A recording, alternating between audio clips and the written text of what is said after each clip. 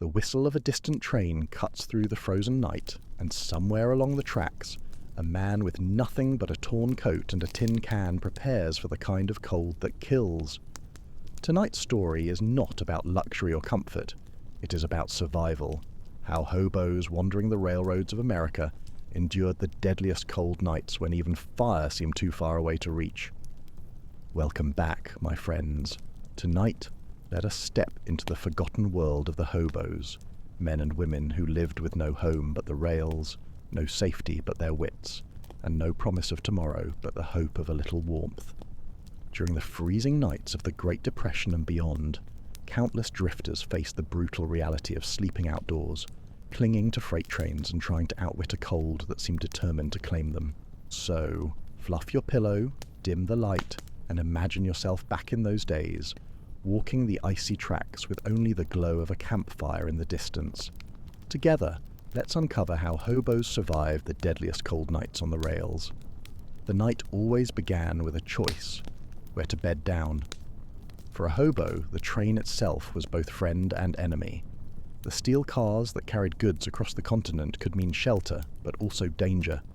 Brakemen, police, or rival riders might catch you. And then there was the cold. Always the cold. Steel, after all, does not forgive. On winter nights, a boxcar wall became an icy tomb. A hobo who lay too long against it risked freezing to death in his sleep. And so, the old riders taught the young ones, never rest your back directly on the wall. Always keep something between you and the iron. Even a scrap of cardboard stolen from a loading dock could mean the difference between life and death. Some carried newspapers under their shirts, not to read, but to insulate. Others stuffed straw in their coats, a poor man's padding that kept the body heat from fleeing so fast. And still others, lucky enough to find burlap sacks along the way, tied them around their legs and arms looking ragged, but buying themselves a few more hours of warmth. But the rail yards were not always kind. On the harshest nights, even with such tricks, frostbite lurked. Fingers stiffened, breath froze in beards, and men huddled close together like cattle, their bodies forming a fragile barrier against the night. If the rails were made of steel and silence, the jungles were made of smoke and stories. A hobo jungle was not a forest, though the name suggested it. It was a rough camp, usually hidden near the tracks where travellers built fires, cooked scraps, and tried to survive another night together. The fire was always the heart of the jungle. It crackled low, built from scavenged wood, broken pallets, or sometimes even railroad ties, pried loose at great risk. Around that circle of orange light, men gathered not only to warm their hands, but also to trade wisdom. The oldest hobos passed down the secrets of the road, the places to find food, the train lines worth riding, and the towns to avoid. And in the bitter cold, these fires meant more than survival. They meant belonging, even if just for a few hours. But fire was dangerous too. Too much smoke, and the bulls, the railroad police, would spot you. Too bright a flame, and local farmers might come running with shotguns. And yet, the men built them anyway, for there was nothing worse than freezing in silence. Meals were meagre, but shared with ceremony. A tin can of beans passed from hand to hand, a stale crust of bread softened in boiling water, or a rabbit snared by luck and roasted over the flames. These were feasts in the jungles. Hunger was constant, but warmth and camaraderie turned scraps into banquets. The jungle was also a place of music. Someone always seemed to have a harmonica, its notes thin and trembling in the frozen night. Others sang songs, some about the old home they left behind, others about the endless rails that stretched before them. Laughter, too, could be found there, though it was often cracked and hollow, the kind of laughter that hides exhaustion. And when the fire burned low, when men pulled their coats tighter and stretched out on the hard ground, they sometimes spoke of the cold in hushed tones, as if it were a living thing, a predator hunting them. They knew that if you slept too deeply, the cold might take you before dawn. So they slept in shifts, waking each other to feed the fire, watching the sparks rise into the black sky. It was in those moments, in the glowing circle of the jungle, that a hobo learned the truth of the rails. No man could survive alone. For many hobos, the jungle fire was a luxury. More often, the cold night was spent clinging to a moving train, carried into the darkness by nothing more than courage and desperation. The boxcar was the prize. If you were lucky enough to slip inside one before the brakeman spotted you, you could at least block the wind. But boxcars were rarely empty. Sometimes you'd find crates of machinery or sacks of grain, and if fortune smiled, you could burrow into the goods and steal a little warmth. Other times you'd find a dozen men already inside, each guarding his corner with the silent suspicion of wolves. In such places, sleep came in fragments, an hour here, 10 minutes there, broken by the constant fear of being thrown off. The gondola cars, open-topped and shallow, offered less protection. Hobos called them boneyards because the wind cut through them like knives, stripping flesh to the bone. To fight the cold, men lay flat against the wooden floors, sometimes pulling tarps over themselves, other times huddling shoulder to shoulder in silence, waiting for dawn. Many never made it. The most dangerous bed of all was the roof. Some rode atop the cars because there was no space inside, others because it was easier to slip away unseen. But up there the wind became an enemy beyond description. A man would crawl under a scrap of canvas, his hat pulled low, his body pressed flat, and still the icy gusts threatened to roll him into the blackness. Veterans of the rails warned the young ones, never let yourself fall fully asleep up top. Tie a belt, hook an arm around a rung, do whatever you must, but keep one part of your body anchored. More than one greenhorn was found, frozen stiff, tumbled into the ditches along the tracks. Even inside the cars, frost was relentless. The iron wheels sang through the night, sparks flashing underfoot, and the floor itself vibrated like a drum skin. Some hobos swore they could feel the cold creeping up through the planks, biting their feet. That's why many carried newspapers or burlap sacks, not just to wear, but to spread beneath them, a thin shield against the frozen steel. And yet, in the strangest way, the trains gave a kind of comfort. The steady clatter of the rails became a lullaby, the rhythm of iron wheels echoing through hollow boxcars. For a few moments, wrapped in rags, a man could close his eyes and pretend the sound was a song carrying him toward a warmer tomorrow. To most townsfolk, the strange chalk marks scratched on fences or carved into gateposts looked like nonsense. A circle here, a triangle there, sometimes a crude animal or arrow. But to hobos, these were lifelines, a secret language etched in the world guiding them from one night to the next. A simple cross might mean kind lady lives here. Food possible. 3 diagonal slashes on a doorframe could warn dangerous dog inside. A triangle with 2 hands drawn beside it whispered, police unfriendly, avoid this place. And the most treasured mark of all, a small cat-like symbol, told travellers, gentle people, safe to stay. On winter nights, when the cold pressed in like an iron vise, these marks became more than symbols. They were salvation. A hobo stumbling into a strange town might follow the signs like breadcrumbs, knocking on doors where kindness had been promised, or steering clear of alleys where trouble lay in wait. The language was quiet, but powerful. It turned scattered strangers into a brotherhood, each leaving behind a clue for the next traveller. In the silence of the rails, it was as close to a safety net as they could build. But even with the codes, safety was never guaranteed. Sometimes the marks faded, washed away by rain or snow, leaving only guesswork. Sometimes they betrayed the traveller, for people changed. A family once generous might fall into poverty themselves, slamming the door on the next hobo's frozen plea. And yet, the system endured. It was a reminder that survival was not just about fighting the cold with fire or blankets, but about reading the world, seeing the invisible maps carved into wood and stone, and trusting that somewhere ahead another hobo had left a sign that warmth still existed. In the dead of winter, no hobo survived alone for long. The cold was merciless and the rails were endless, but when men gathered, they created a shield against the night. Sometimes, in an empty boxcar rattling through the dark, a handful of hobos would sit in a rough circle, backs pressed against one another for warmth. They shared what little they had, a torn blanket passed around, a flask of cheap whiskey sipped in silence, even a pair of worn gloves traded from one man to the next so each could take a turn feeling his fingers again. There was an unspoken rule: what you shared on the rails you did not owe back. Tonight it was your bread, tomorrow it might be another's jacket. The cold made beggars of all and brothers of strangers. Conversation was a weapon too. Talking kept the mind awake, kept eyelids from closing too long in the deadly chill.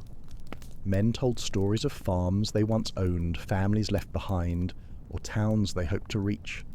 Others spun tall tales, exaggerating adventures until laughter filled the car, and for a moment the frost seemed weaker. Music stitched them together as well, a battered harmonica, a guitar missing strings, or just a low humming of an old folk tune. These sounds carried through the dark, comforting in their persistence. Even men too weak to sing would nod along, their heads swaying with the rhythm of iron wheels beneath them. And when sleep finally pressed too heavily, they made pacts. One man would stay awake to stoke the fire or guard against freezing, then wake the next. In this way, a circle of men became a living watchtower, each protecting the others through the long hours until dawn. It was a fragile brotherhood, bound not by blood but by the shared knowledge that only together could they face the icy jaws of the night. Hobos had no closets, no trunks full of winter coats, no drywall socks waiting by a stove. They had only what they could scavenge, what they could stitch together, and what they could steal from the world's leftovers. And in the coldest nights, this scrapwork clothing became their only armour. Old newspapers were a favourite trick, not for reading, but for survival. Stuffed under shirts, wrapped around legs, or folded into crude insoles, they trapped precious body heat. The rustle of paper became the sound of life itself, crackling softly each time a hobo shifted in his sleep. Burlap sacks, once used for grain or potatoes, became makeshift coats. Some tore holes in them and slipped them over their heads like ponchos, others bound them around their feet with twine, creating clumsy but life-saving boots. When filled with straw, burlap transformed into padding that could keep a man from freezing to the steel of a boxcar floor. Layering was everything. A shirt might be little more than rags, but if you stuffed grass, straw, or even leaves between it and your skin, it could mimic the thickness of wool. Hobos were inventive. Some stitched patches of fur from roadkill. Others carried army surplus coats so torn and ragged they seemed useless until doubled or tripled in layers. Gloves were rare, but men improvised. Socks pulled over hands, bits of cloth wrapped around fingers, even old leather scraps tied with wire could shield from frostbite for just a few more hours. One hobo once joked that he wore mittens made by the Almighty himself, and when asked, he showed nothing but strips of bark tied with shoelaces. And yet, despite their poverty, there was pride in this ragged resourcefulness. Hobos called these clothes battle rags, for they were fighting a war against the cold, and each scrap of cloth, each strip of burlap, was a weapon in that invisible battle. When the night turned cruel, hobos did not always trust the open rails or the meagre warmth of a jungle fire. Sometimes survival meant vanishing into the hidden places of the land, abandoned structures, half-collapsed barns, and the shadows beneath bridges. Barns were among the most coveted shelters. A lucky hobo might slip into one on the edge of a farm, where stacks of hay or straw offered both bedding and insulation. The sweet, dusty smell of hay, the muffled sound of animals shifting in their stalls, and the promise of walls against the wind could feel like heaven. But barns carried risks, a farmer's shotgun, barking dogs, or a pitchfork shoved into the straw. Many hobos whispered tales of barn angels, farm wives who left a corner of hay unguarded, a little food tucked nearby, but also of barn devils, men who chased wanderers into the snow without mercy. Bridges gave another kind of refuge. Under the heavy stone arches or iron spans the wind was cut, and the earth held a lingering warmth. Here, hobos huddled against pillars blackened with soot, listening to the river or the creak of the timbers. The danger was constant, a sudden patrol, or the rumble of a train overhead sending dust and ice cascading down. But for some, a bridge was the closest thing to a roof they would ever know. Even city alleys, forgotten sheds, and freight depots became shelters.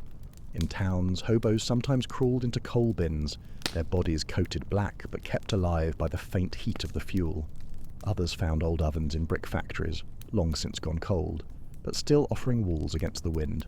And then there were the graveyards. Few townsfolk ever thought to look there at night. Among leaning headstones and icy statues of angels, hobos wrapped themselves in darkness, unseen and undisturbed. It was eerie, sleeping among the dead, but, in a cruel irony, the cemetery was often safer than the main street, and some even claimed the spirits themselves kept watch, whispering lullabies of silence while the cold passed by.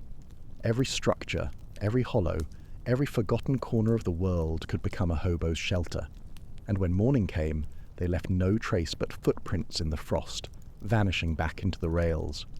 When the sun dipped and the rails grew quiet, hobos began their nightly rituals.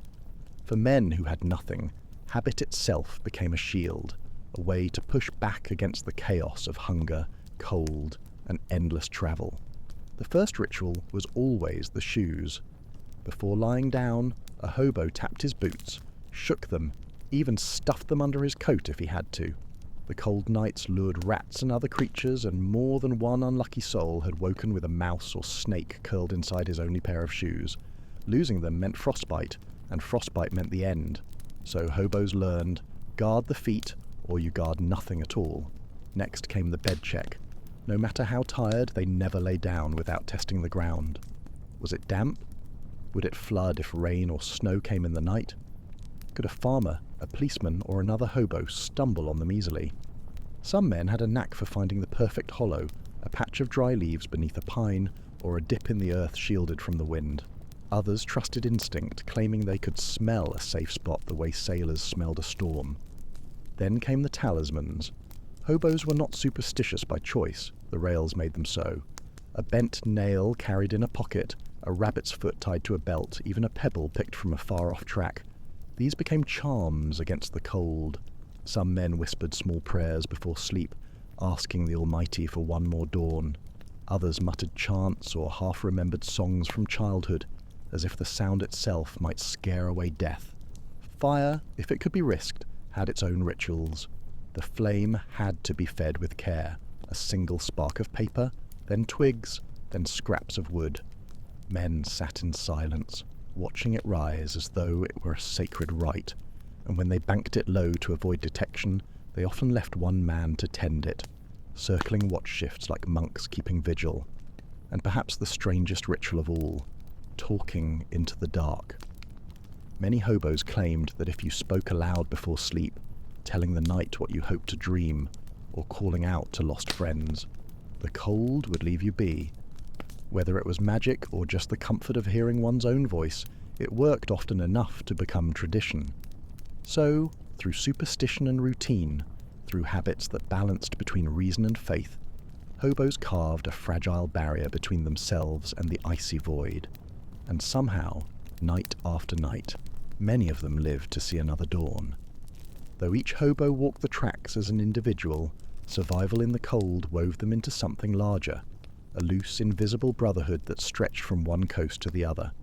No documents, no lodges, no formal oaths bound them. Instead, it was an understanding, passed in whispers and fireside nods, that no one survived winter alone. At jungle camps, there was often a king of the fire, not a ruler in the strict sense, but an older man who took charge of keeping order. He would decide how to portion scraps of food, how to arrange sleepers in the circle, and how to keep the fire small enough to hide but strong enough to warm. Younger hobos, especially greenhorns, listened to him as if he were a priest of the cold. These brotherhoods had unwritten codes. Share your last crust of bread, for one day another will share with you. Do not hoard firewood, for the flames belong to all. Never betray a fellow hobo to the railroad police, for tomorrow you may be the one running in the dark. It was a law not enforced by violence, but by the quiet justice of exile. A man who broke faith with the brotherhood found no welcome at the next jungle fire, no helping hand when frost stiffened his fingers. And in the depths of winter, this solidarity turned desperate acts into sacred ones. A man would peel off his only pair of socks to wrap around another's frostbitten feet, or tear his coat in half so two could huddle inside. When whiskey was passed around, each man took one sip, no more, no less, because in the dead of night, fairness was the thin line between life and death. There were even tales of hobos forming sleeping orders. Men lay in rows, alternating directions, so one man's feet might rest near another's chest, sharing heat in awkward but life-saving ways. They called it the chain, and though it looked pitiful, ragged men tangled like firewood, it could keep a dozen souls alive until sunrise. What bound them was not friendship in the usual sense, but a recognition of the same enemy, the cold that hunted them all. And in fighting it together, hobos forged a kind of fellowship stronger than any written creed. For every hobo who stumbled through the cold into another dawn, there were others who did not rise from the frost. Their stories travelled down the rails like ghostly whispers, warnings carried from camp to camp shaping the law of the road. Some men were found still sitting upright, their backs pressed against boxcar walls, eyes closed as if in rest. Others were discovered curled beneath bridges, arms wrapped tight around themselves, frozen mid-embrace with no one there to hold. Fellow hobos called them sleepers, a grim euphemism that softened the sharpness of death. Another sleeper on the line, they would murmur, and with that phrase the tragedy was absorbed into the rhythm of the rails. In certain jungles the survivors left marks, a circle with an X through it, carved into a tree or scratched into stone. It was not a hobo code for food or danger, but a silent epitaph. One of us fell here. Newcomers would pause, tip their hats and move on, for there was no time to grieve when the cold pressed harder than sorrow. The worst nights became legend. Hobos spoke of the blizzard of '34, when whole camps vanished under drifts, their fires smothered, their bodies found only in spring. They told of the man called Laughing Joe, who kept spirits high with stories every night, until one morning he was gone, his harmonica found frozen to his lips, and of nameless boys, greenhorns who thought they could outrun the cold with bravado, only to collapse along the tracks, buried in snow until the thaw. Survivors carried these memories like invisible scars. Around fires, when the wind howled, one might point into the darkness and mutter, "That's where Charlie froze, back in 1929. The silence that followed was heavy, for each man knew the same fate could find him on any given night. And yet, in a strange way, the fallen were not forgotten. Their absence became a kind of presence. When a circle of men pressed together for warmth, they felt the weight of those who had not survived, as if the dead lent their memory to keep the living awake. The cold might take bodies, but the stories, the names, the whispers, the harmonica tunes, kept riding the rails forever. On the rails, knowledge was as valuable as food or fire. A man could survive one winter on luck, but never two. The veterans of the road, those with beards frosted white and eyes weathered by endless miles, carried with them a treasury of lessons carved out of bitter nights, and they passed it on, not in books, not in sermons, but in muttered advice shared around the fire, or whispered in boxcars rattling through the dark. "Never sleep alone in winter," they said, "unless you want the frost for company. Paper in your shirt is worth more than money in your pocket when the snow comes. Always eat something before bed. Even a crust of bread will burn in your belly and buy you an extra hour of warmth." Some wisdom was simple, almost childlike. Keep your socks dry at all costs. Never lie flat on frozen ground. Don't let your matches get wet. Other rules carried a kind of dark poetry. Don't trust the still nights, for that's when the cold comes creeping the fastest. Don't curse the wind too loudly, for it will remember you tomorrow. Over time, these sayings became like proverbs, the folklore of the rails. A greenhorn shivering on his first ride might laugh at them, but after a week of frostbitten fingers, or a night when he almost froze against the steel wall of a boxcar, the words began to sound less like superstition and more like scripture. There were also taboos, things you simply did not do. You never stole another man's blanket, for that was as good as murder. You did not douse a fire unless the camp agreed, for fire was life. And you never, ever bragged that the cold didn't bother you, for the cold was always listening. This oral code, fragile as breath, gave structure to a world with no laws. It was the difference between the arrogance that killed and the humility that endured, and in its own way it turned the endless misery of winter into a kind of shared school, a rough education, where each lesson was written in frost and every mistake could cost your life.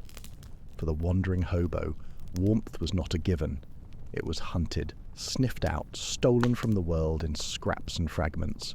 And in the coldest months, survival often depended on knowing where to find the little fires that no one else noticed. Steam trains themselves gave one such gift. When a locomotive roared into the yard, its boiler hissing, the metal skin of the beast radiated heat like a furnace. Hobos crept close to the wheels, crouching in the shadows, letting the warmth roll over them for a few blessed minutes before the engine moved on. Some even clung to the back of tenders, soaking in the heat from the coal and water tanks, though the danger of discovery was always near. Factories on the edge of towns were another refuge. Smokestacks that poured soot into the sky also poured warmth into the air. Hobos would press themselves against the brick walls at night, their hands splayed wide, feeling the deep thrum of furnaces within.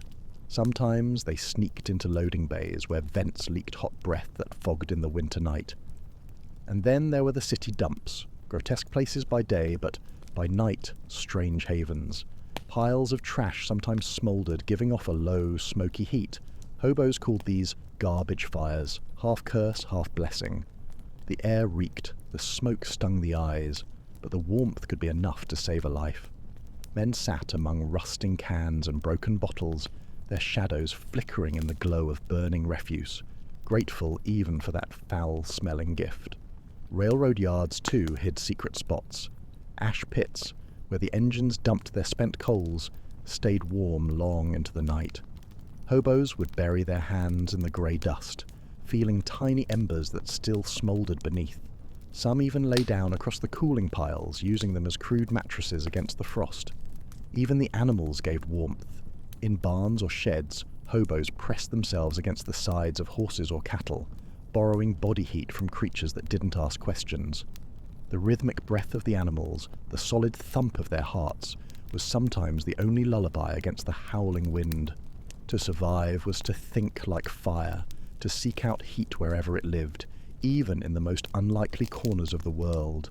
And those who knew its secrets carried them like treasure, whispering to the next traveller, "Look for the smoke, follow the warmth, let nothing go to waste." The cold was never just on the skin.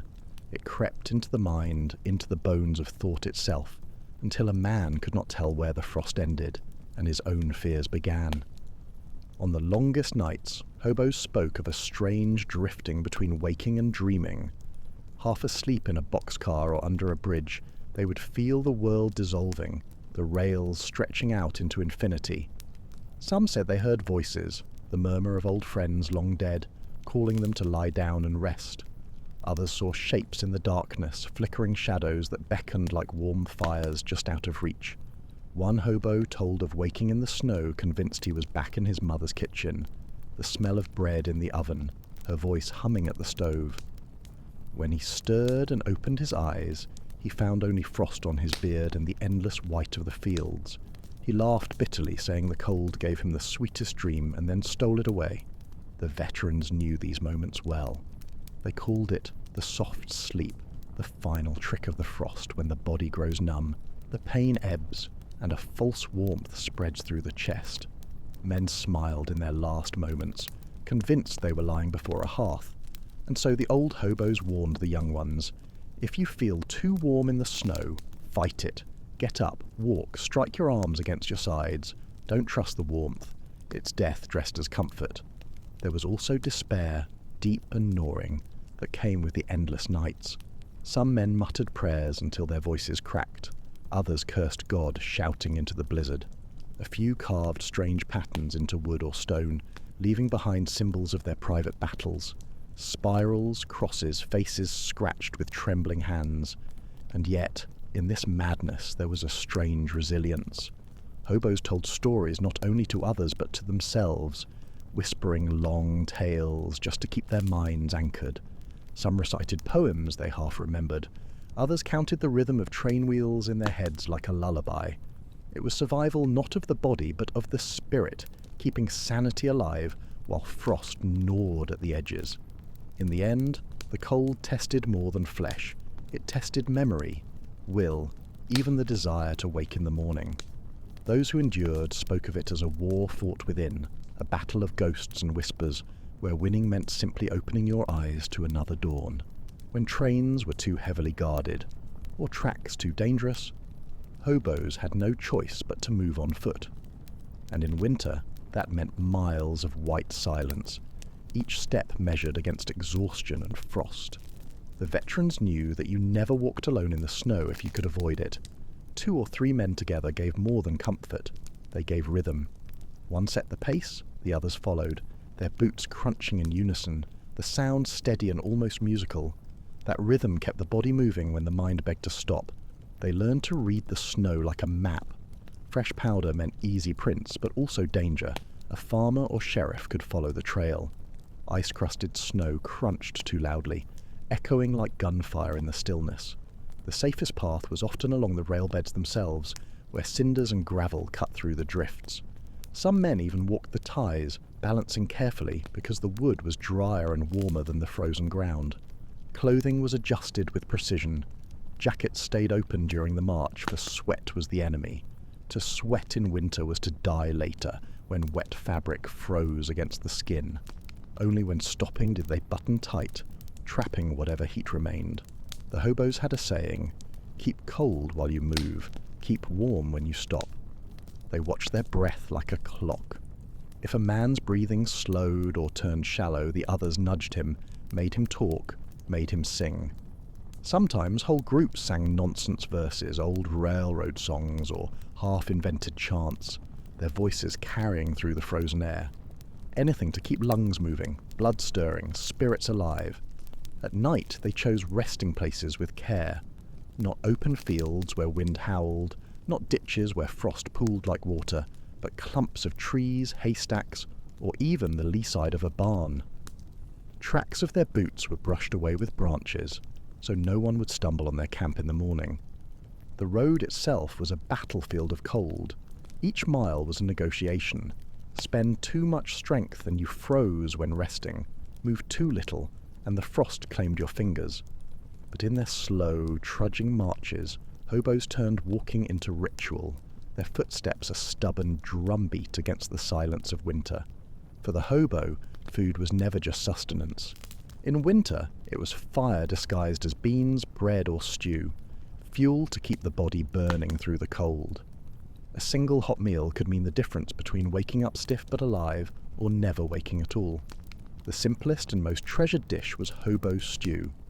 A battered tin can or blackened pot was set above the flames, and into it went whatever scraps could be found, half-rotten vegetables salvaged from markets, bits of meat begged from butchers, sometimes even bones boiled just for their marrow. Each man might toss in a small piece, and when the pot bubbled it became a feast of survival. Stew tastes better when you're freezing, they used to say, and perhaps it was true. Canned goods were another salvation. Beans, peaches, corn, anything sealed in metal was gold. Heated over a jungle fire, the contents steamed into the night air, filling the circle with a smell that seemed to melt the frost itself. Even lukewarm beans, eaten with dirty fingers straight from the can, carried a warmth that spread through chest and stomach like an ember.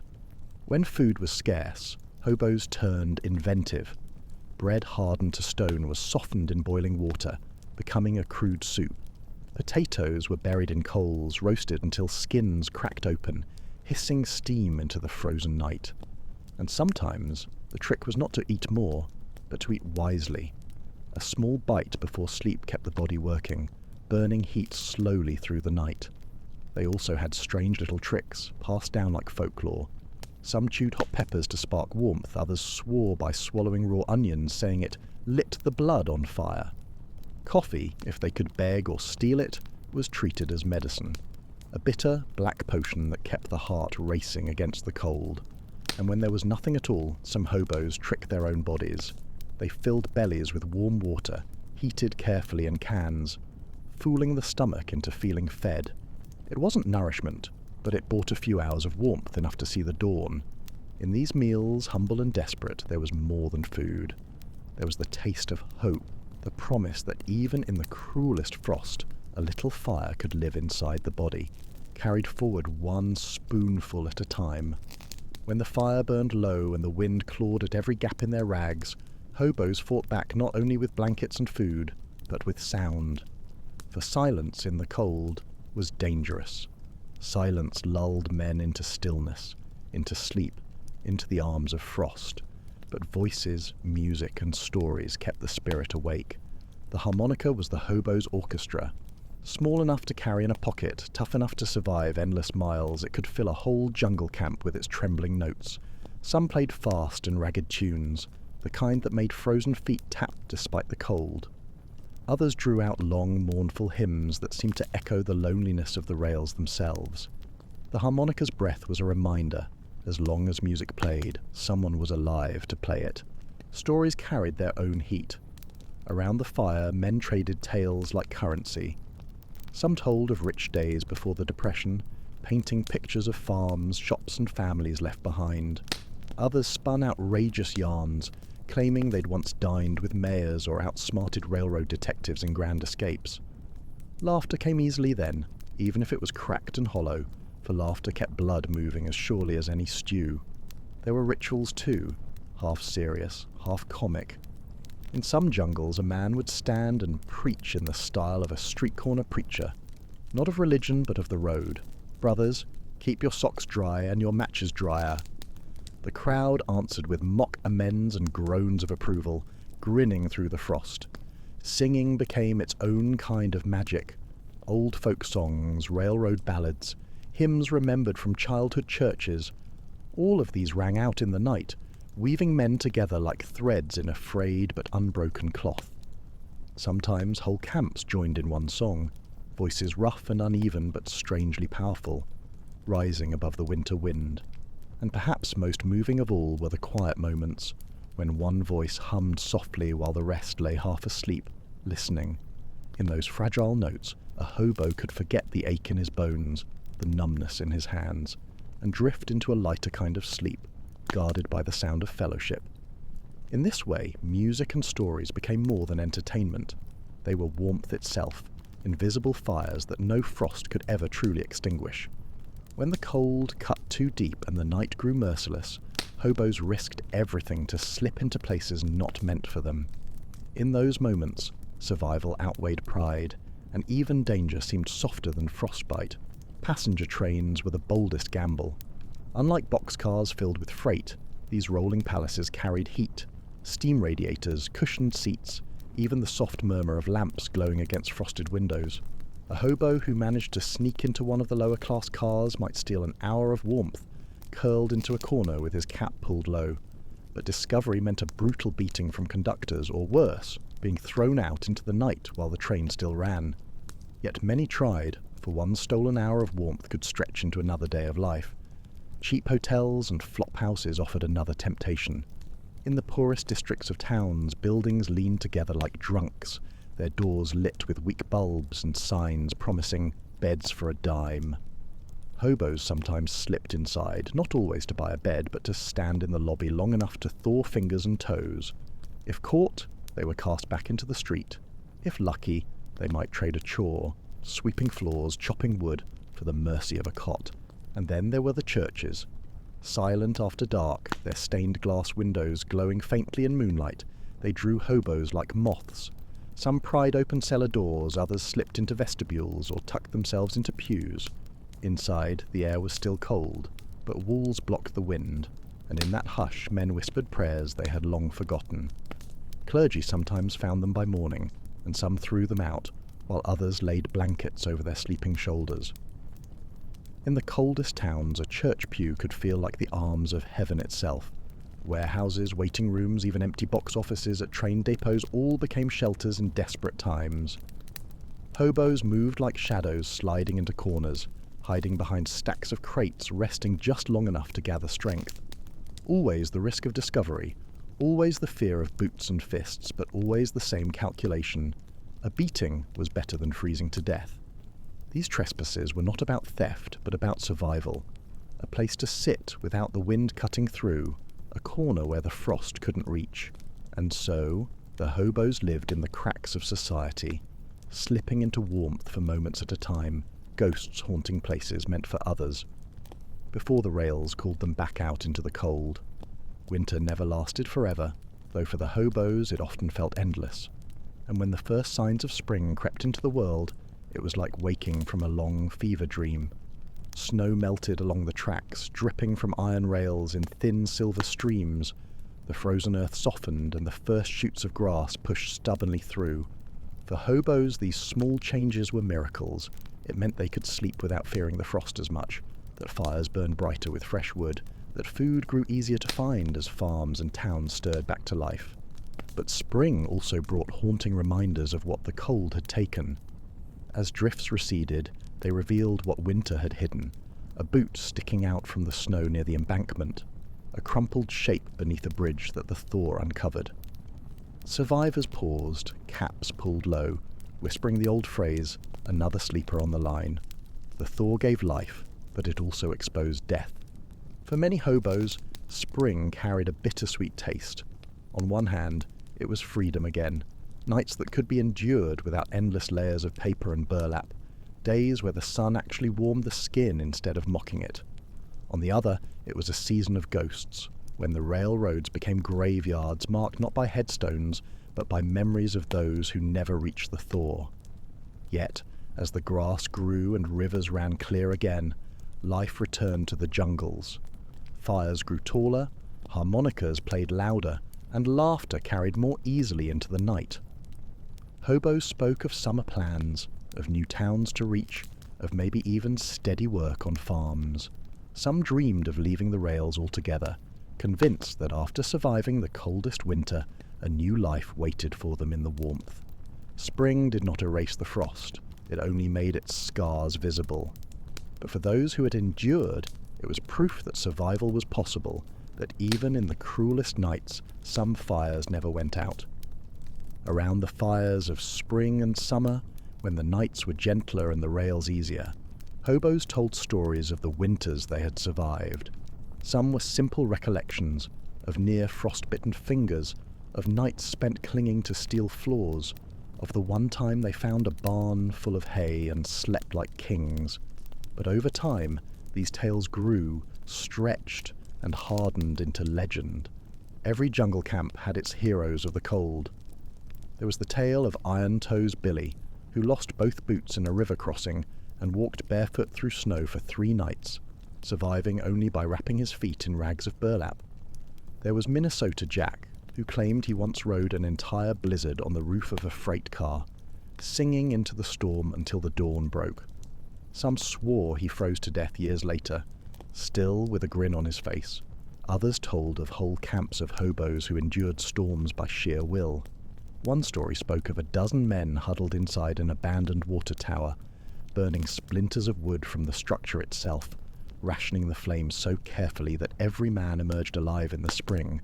That water tower, they said, still echoed with their laughter whenever the wind howled through its empty shell.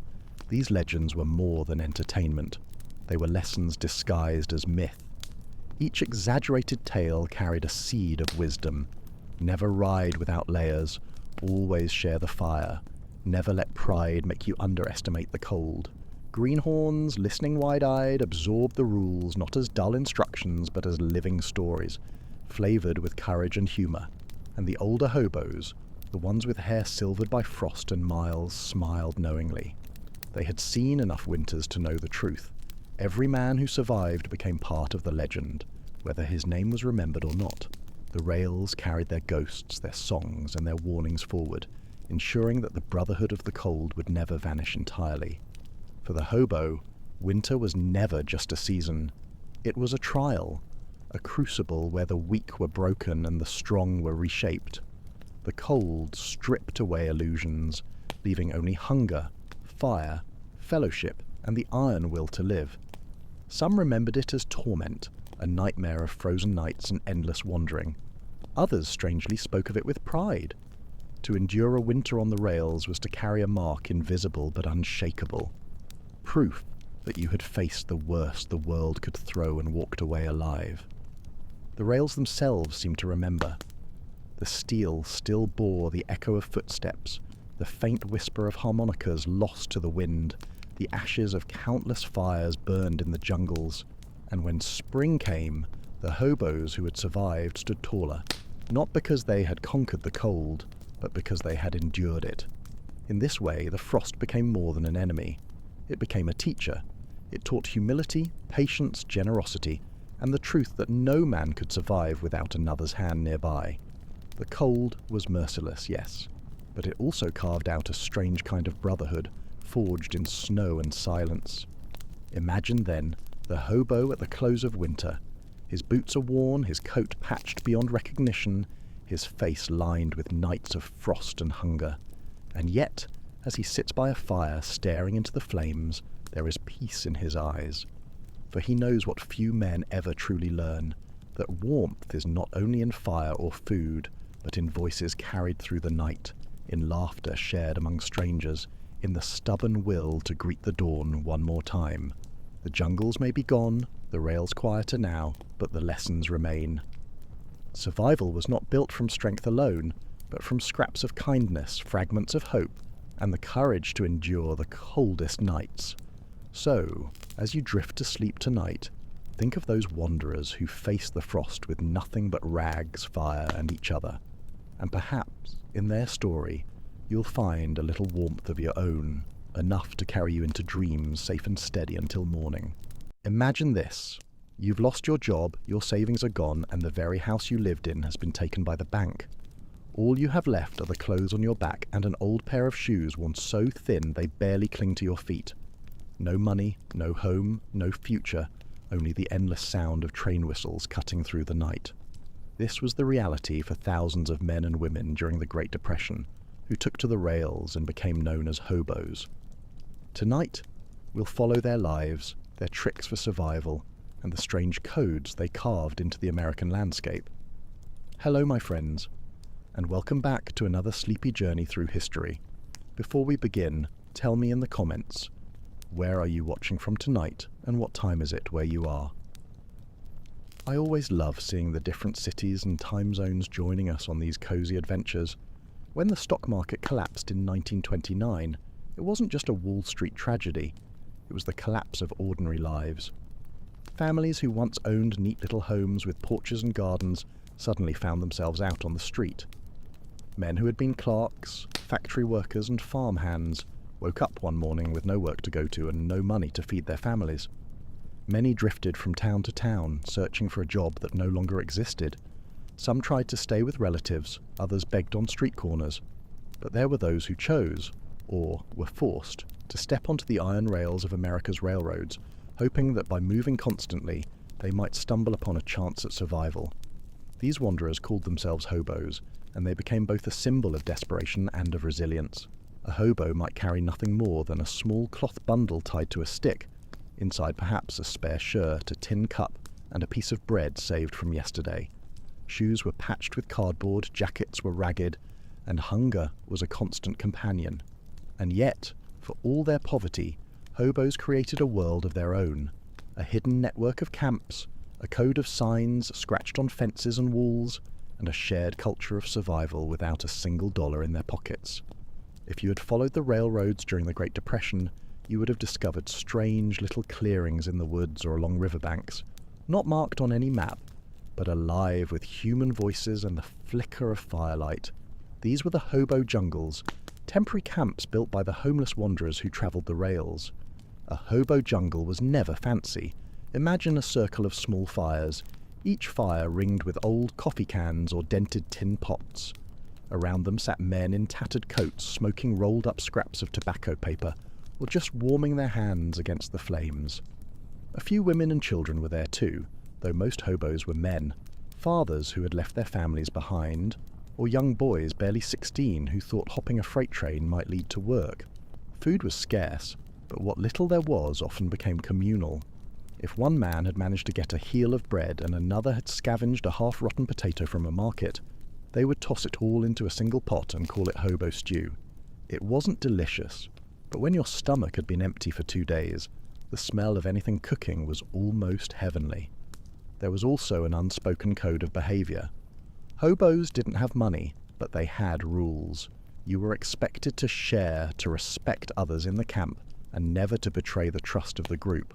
Those who caused trouble were quickly driven out, sometimes with fists, sometimes with the silent threat of being left completely alone, an unbearable fate in a world where survival depended on others. And then there were the nights. Imagine lying on the hard ground with only a thin blanket or an old coat, listening to the trains thunder past in the darkness. Some hobos dreamed that one day they would ride those trains to a real job, a real home. Others knew the trains were just steel ghosts, carrying them endlessly from one cold fire to another. One of the most fascinating parts of hobo life was their hidden code. Since most hobos could not rely on letters or telegrams, they created a visual language. Small chalk marks, carved scratches, or bits of charcoal scribbled onto fences, posts, and door frames. To the untrained eye, they looked like meaningless doodles, but for hobos, they were a survival map.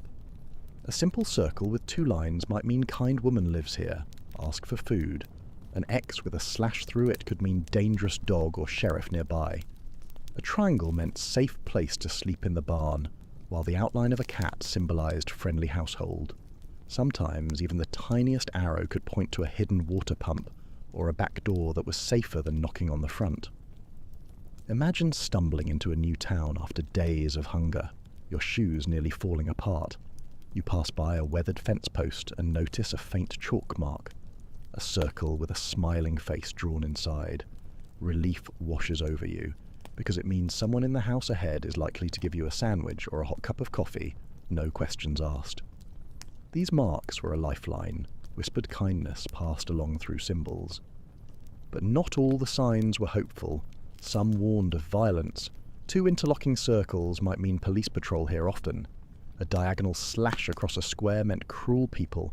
Don't stop. In some towns, hobos were beaten, chased out, or even arrested simply for existing. The code was their shield, letting them avoid danger and cling to what little mercy could be found on the road.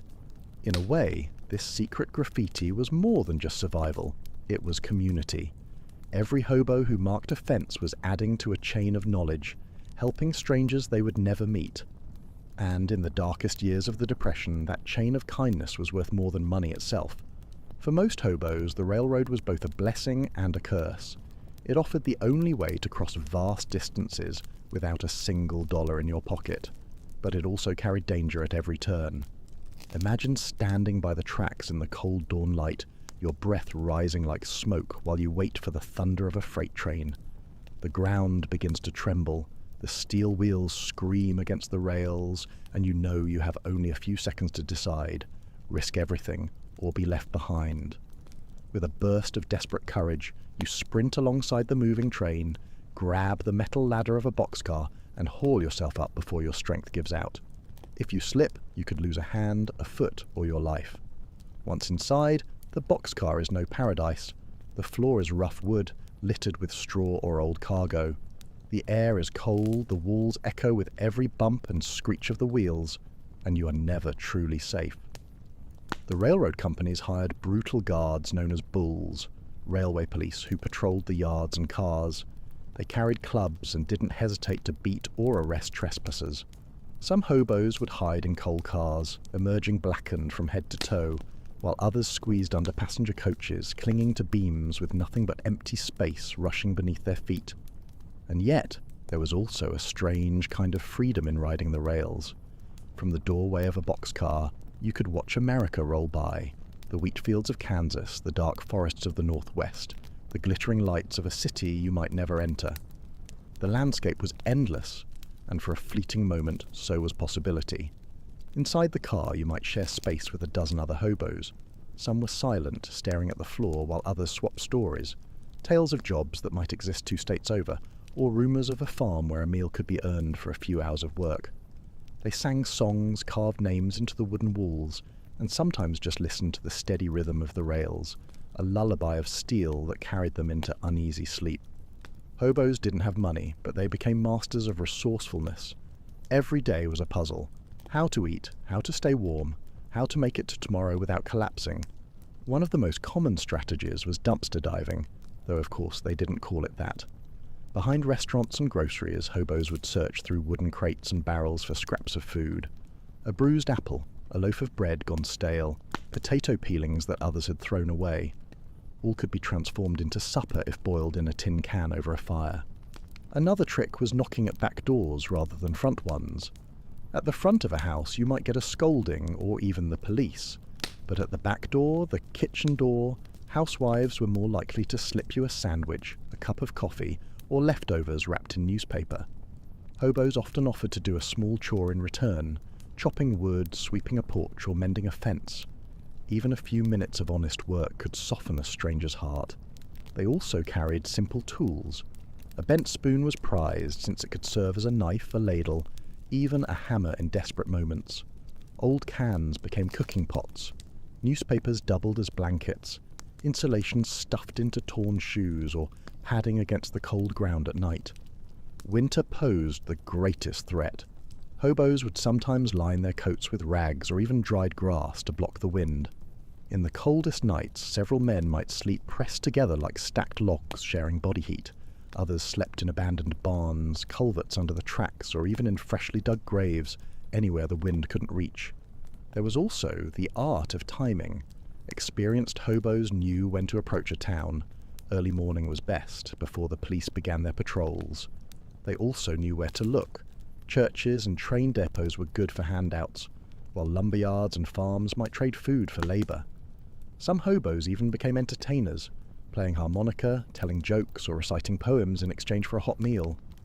Every trick, every scrap of knowledge became part of a mental toolbox. Without it, a hobo might starve. With it, he might live another week, another month, perhaps even long enough to find real work again. Though they were wanderers without homes, hobos were not without honour. Over time, they developed what was known as the Hobo Code, a set of unwritten rules that guided their conduct and gave structure to an otherwise chaotic life. One of the first rules was simple: help each other survive. A hobo might be starving, but if he had a scrap of food, he was expected to share it with the man beside him. In the jungles, the pot was common. Everyone tossed in what little they had, and everyone ate from it equally. This spirit of solidarity was not just kindness, it was survival itself. Respect was also vital. The code warned against bringing harm to women or children, against stealing from the poor, and against betraying the trust of a fellow traveller. A hobo could steal a ride on a freight train, but never from a farmer's pantry if the family inside was hungry too. In their own way, they drew a moral line between desperation and cruelty. There was also an ethic of work. Many hobos believed that you should never beg if you could work. If someone offered you a meal, it was honourable to sweep their porch, chop their wood, or wash their dishes in return. This not only earned respect, but it kept alive the belief that a hobo was not just a beggar. He was a worker without a job, a man caught in hard times. The code even extended to cleanliness and manners. Always carry yourself with dignity, one rule said. Don't shame your brothers. Hobos might have been ragged and poor, but they were urged to keep themselves neat when possible, to wash in rivers, to mend their clothes with needle and thread. In this way, they resisted the idea that poverty erased humanity. Most important of all, the code reminded hobos to leave a place better than you found it. If you camped in a field, you cleaned up after yourself. If someone gave you kindness, you didn't take advantage. The world was already hostile enough. Every gesture of gratitude, every scrap of decency, made the road a little more bearable. For many, the Hobo Code was not just a survival manual, but a way of keeping dignity alive in the darkest of times. When society seemed to have no place for them, they built their own.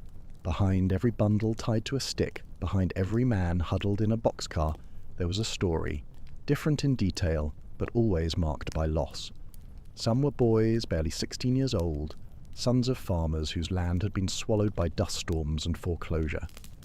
With no crops left to harvest, they slipped out of their homes in the middle of the night, leaving behind tearful mothers and stern fathers, chasing the faint rumour of work in another state. For them, the rails meant adventure, but also hunger and danger they had never known before. Others were veterans of the Great War, men who had marched across Europe in uniform only a decade earlier. They had once been hailed as heroes, but when the Depression came, their medals meant nothing at the breadline.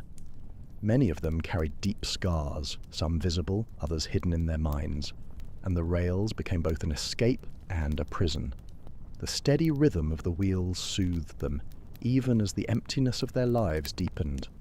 And then there were fathers who left their families behind, believing that by travelling alone they might spare their wives and children the worst of hunger. These men often promised to return with money, with food, with hope. But many never did. For some, the road swallowed them whole, leaving their families to wonder if they were alive or dead. Not every hobo was a man, though. A smaller number of women disguised themselves in men's clothing, cutting their hair short, lowering their voices, and hoping to pass unnoticed among the wandering camps. Life on the road was dangerous for them, but they too sought escape from starvation and despair. Some travelled with their children, carrying babies wrapped in patched blankets, nursing them by campfires while trains thundered in the distance. Every hobo carried with him a strange mixture of despair and resilience. Some still laughed around the campfire, telling jokes to push away the darkness. Others scribbled poems on the walls of boxcars, carving their names into wooden beams as if to say, "I was here. I existed." The road became not just a path of survival, but a stage where human dignity clung stubbornly to life. To the towns and cities they drifted through, hobos were a contradiction. On the one hand, they were everywhere, visible in the train yards, on the edges of highways, sitting on curbs with weary eyes. On the other hand, they were treated as if they were invisible, unwanted ghosts that respectable society tried not to see. Many Americans looked at hobos with suspicion. Newspapers often described them as lazy, shiftless men who refused to work, even though jobs had vanished by the millions. Some towns passed harsh vagrancy laws, making it illegal simply to be homeless. Police would round up hobos, throw them in jail for a few nights, and then push them out to the county line, as if poverty could be erased by force. Farmers sometimes feared them too. A group of desperate men appearing at a barn could be seen as a threat, even if all they wanted was water or a place to sleep. Mothers pulled their children inside when a hobo knocked on the back door, afraid of what might happen. The sight of ragged clothes and hollow faces stirred not just pity, but also a deep unease. And yet, there was compassion. Many ordinary people remembered that, not long ago, their own fathers or brothers had been hobos too. Some housewives quietly set aside food to hand out at the back door. A slice of bread, a bowl of stew, a cup of hot coffee. It might not have been much, but to a starving wanderer it meant survival. Churches sometimes opened soup kitchens and charity groups tried to feed the hungry. In these places, hobos mixed with unemployed townsfolk, the lines between outsider and local blurring. Everyone was suffering, and sometimes suffering created solidarity. The truth was, hobos reflected something that society didn't want to face, that anyone, no matter how stable yesterday, could lose everything today. That fragility frightened people. It was easier to call hobos lazy than to admit that the same fate could come for anyone. Still, in the middle of disdain and suspicion, there were flickers of kindness, moments when one stranger looked into the eyes of another and saw not a vagrant, but a fellow human being. Life as a hobo was not just cold nights and empty stomachs. It was constant danger, and the price of survival could be death at any moment. The most obvious peril came from the trains themselves. Hopping onto a moving freight was a desperate art, and not everyone mastered it. One slip of the boot, one hand that lost its grip, and you could be pulled beneath the iron wheels in an instant. Countless men lost legs, arms, even their lives, chasing after boxcars in the dark. The railroads didn't keep records of these accidents, but hobos whispered stories of friends who vanished between the tracks, never seen again. Then there were the railroad bulls, the private police hired by train companies.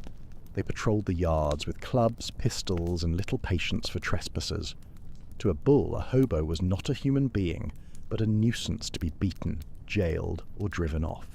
Some bulls were notorious for their cruelty, smashing bones with batons or leaving men bloodied by the tracks. Every hobo knew that sneaking into a rail yard meant risking not just arrest, but a savage beating. Disease was another enemy. In the crowded jungles, sickness spread quickly: lice, dysentery, influenza. Without doctors or medicine, even a small infection could grow fatal. Malnutrition weakened immune systems, and the winter cold claimed many who simply didn't wake up after a freezing night. Violence also lurked within the camps themselves. Most hobos respected the code, but desperation could twist men into thieves or worse. A newcomer who fell asleep too quickly might wake to find his bundle gone, his shoes stolen, his last bit of food devoured by another. For women who travelled the rails, the dangers were multiplied. Many disguised themselves as men, but if discovered, they risked assault. Mothers with children clung fiercely to them, knowing the road was no place for the young, but also that hunger left no other choice.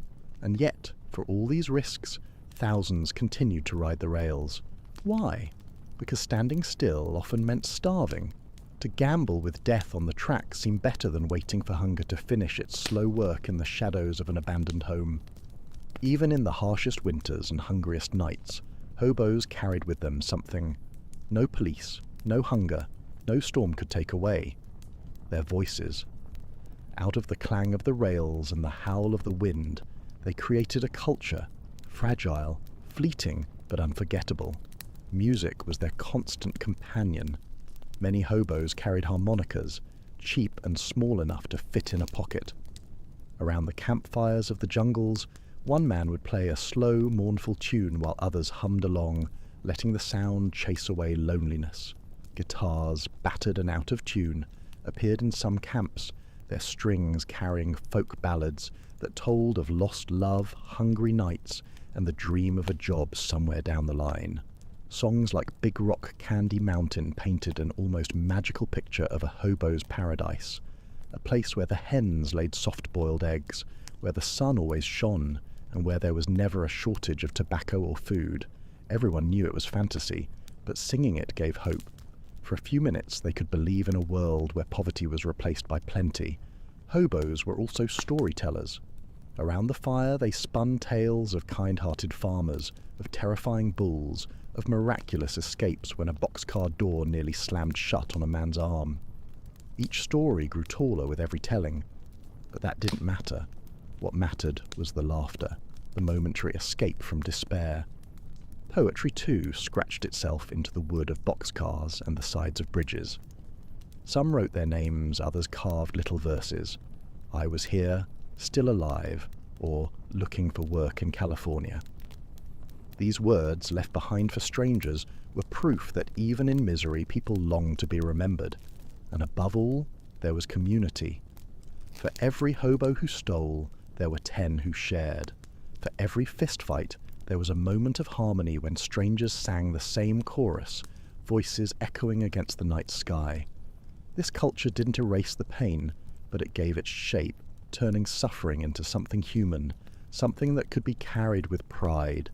In the end, the songs and stories of the hobos survived longer than the jungles themselves. When the Great Depression passed, when jobs slowly returned and men left the rails, their music stayed in America's folk tradition, a reminder that even in the poorest times, people created beauty from brokenness. By the mid-1930s, the tide of history began to shift. America was still wounded, but change was on the horizon. President Franklin D. Roosevelt launched the New Deal, a series of government programs designed to pull the nation back from the edge of ruin. Suddenly, there were opportunities, small at first but real, for work. Jobs appeared through programs like the Civilian Conservation Corps, CCC, which sent young men into the forest to plant trees, build trails, and dam rivers. The Works Progress Administration, WPA, hired labourers to pave roads, construct bridges, and even paint murals on post office walls. For the first time in years, men who had been living out of boxcars found themselves holding hammers again, with pay in their pockets and meals guaranteed at the end of the day. Slowly, the endless movement of the rails began to settle. Hobo jungles shrank as fires went cold, their circles of ash fading into grass. Some wanderers chose to stay, folding themselves back into the rhythm of small towns and farms. Others struggled to adapt, so used to the road that they could no longer imagine being still.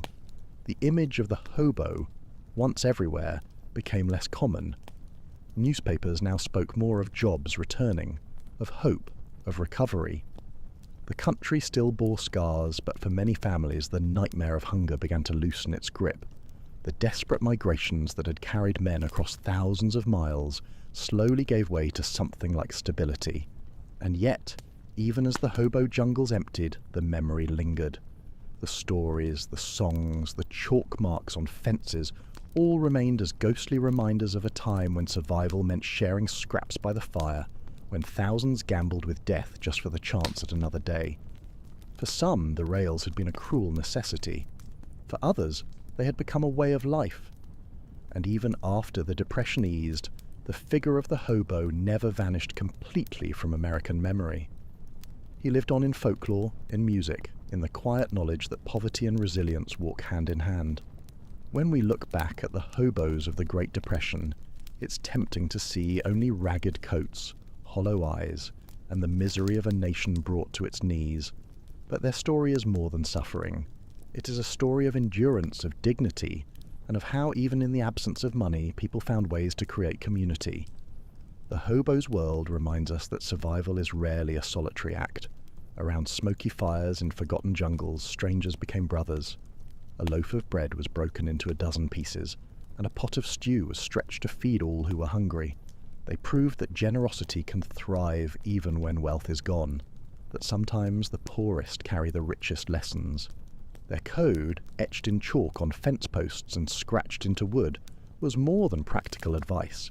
It was a philosophy. Share what little you have, respect the vulnerable, leave kindness behind for the next traveller. These rules echo even today in the countless ways people face hardship, reminding us that compassion is not a luxury, but a lifeline.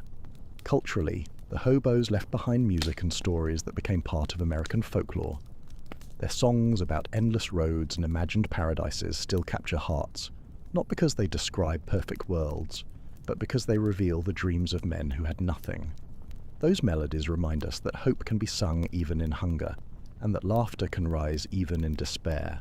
And perhaps most haunting of all, the hobo is a mirror. He shows us how fragile security truly is, that jobs can vanish, homes can be taken, and entire lives can unravel in a matter of weeks. But he also shows us that, in the ruins of certainty, humanity can still find a way to survive. Today, when we hear the distant sound of a train whistle at night, it is easy to imagine those men of the 1930s still riding the rails, bundled against the cold, their eyes fixed on horizons they might never reach. They were wanderers, yes, but they were also symbols of resilience, men and women who endured with nothing but courage, community, and the stubborn will to keep moving forward. When the Great Depression finally loosened its grip and the trains no longer carried armies of desperate wanderers, many hobos faced a new question. What now? For some, the return of jobs meant the return of normal life. They went home, if home still existed, and tried to rebuild families and futures. Others never quite left the road. Years of wandering had shaped them into drifters at heart. Even when the economy improved, they continued to ride the rails, not because they had to, but because they no longer fit into the rhythm of settled life. The sound of a whistle at night called them back, the endless horizon whispering promises that no single town could give. Some became storytellers in their communities, speaking of nights by the campfire and the brotherhood of the jungles. Others carried their silence, never mentioning the years they spent hungry and homeless, ashamed of scars that society rarely understood. Yet in small ways, the hobo experience remained stitched into American memory. By the 1950s, the word hobo had shifted into legend. Children's books and folk songs painted them as gentle wanderers, carrying bindles over their shoulders and whistling tunes as they walked the rails. The reality had been harsher, grittier, marked by pain and danger, but nostalgia softened the edges. The hobo became a symbol of freedom as much as of poverty. In truth, most former hobos were neither saints nor symbols. They were ordinary people caught in extraordinary times who survived as best they could. Some became factory workers, some farmhands, some faded into anonymity. But all of them carried with them the memory of the rails, the hunger, the laughter, the code, the friendships forged in smoke and ash. Even today, at train museums and folk festivals, echoes of their songs still rise. Big Rock Candy Mountain is sung not as a silly fantasy, but as a reminder of a dream shared by thousands who once had nothing. Their story endures not because it was glamorous, but because it was deeply human. As the decades rolled on, the real hobos of the 1930s slowly vanished, but their image only grew stronger. America, a nation that loves stories of wanderers and pioneers, could not forget them. The starving, ragged men who once frightened towns became, in memory, symbols of freedom, outsiders who chose the open road over the grind of ordinary life. Cartoons began to show hobos as friendly tramps with patched pants, a stick over their shoulder, and a jaunty whistle on their lips. In children's tales, they were gentle drifters who shared candy with kids, never the starving men who had once scraped food from garbage bins. Folk singers, from Woody Guthrie to Ramblin' Jack Elliott, turned their struggles into poetry. With guitars in hand, they carried the hobo's voice into bars, festivals, and radio stations, transforming desperation into ballad. Hollywood, too, played its part. In silent comedies and later films, the tramp figure, most famously Charlie Chaplin's Little Tramp, captured the idea of the poor wanderer who never gave up his dignity, no matter how often life knocked him down. While Chaplin's tramp wasn't a hobo in the strict sense, audiences blended the images together until the words hobo, tramp, and drifter all shimmered with the same aura of resilience mixed with humour. The reality, of course, had been far harsher. Actual hobos risked frostbite, beatings, disease, and death on the rails. Few of them ever whistled cheerfully while carrying their bindles, but myths rarely care for truth. What mattered was the feeling, the idea that hobos embodied a kind of raw independence, a refusal to be tied down even when life stripped them of everything else. In the end, the hobo became not just a historical figure, but a folk hero. His patched clothes and rail-riding adventures symbolized something deep in the American imagination, the dream of movement, of chasing horizons, of freedom even in poverty. The legend softened the edges, but it kept alive the memory of those years when survival rode on steel wheels. Though the Great Depression ended long ago, the figure of the hobo still casts a long shadow over modern times. Walk through the streets of any major city today, and you will see men and women huddled beneath bridges, sleeping in doorways, or carrying their belongings in bags and carts. The names have changed, homeless, unhoused, displaced, but the struggles echo those of the 1930s. Like the hobos, today's homeless often face suspicion and fear from the broader society. People avert their eyes, assuming laziness or weakness, when in truth the reasons are usually complex. Lost jobs, illnesses, rents too high to pay.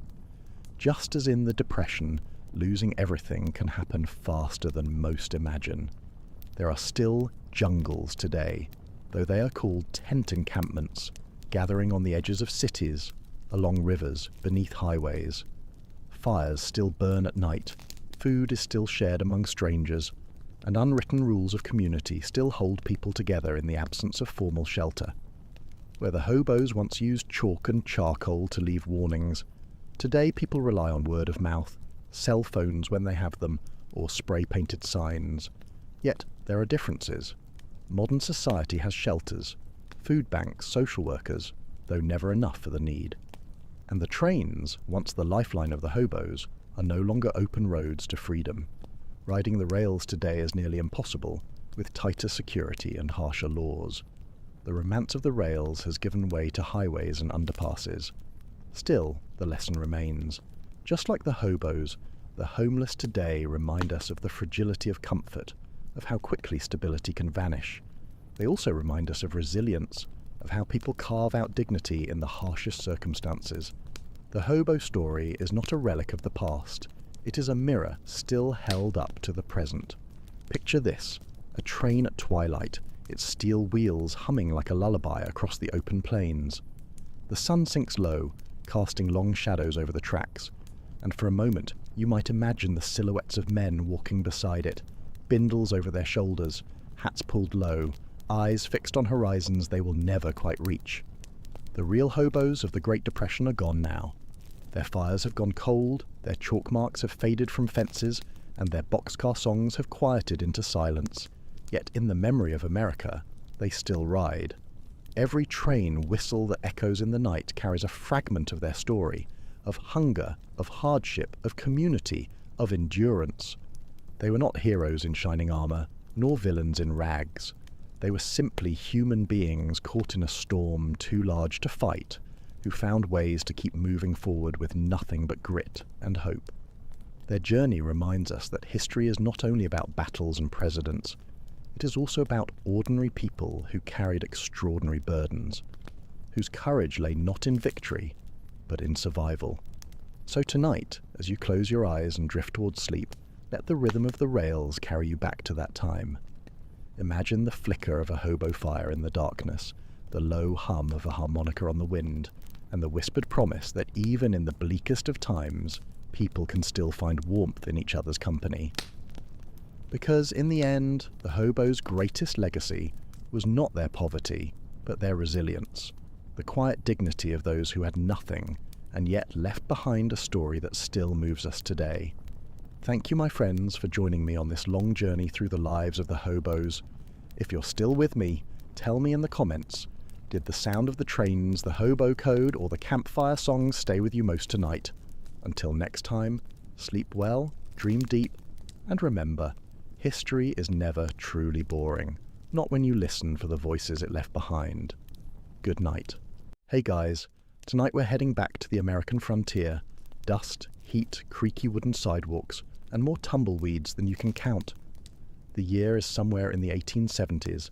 The town's main street is lined with low-slung buildings, and the air smells faintly of horses' leather and the frying oil from the one cafe in town that somehow manages to burn both coffee and bacon at the same time. You're here for love, or at least some company, but there's one small problem. You're a man looking for another man, and this is the Wild West. Let's just say, subtlety isn't just encouraged, it's essential for survival.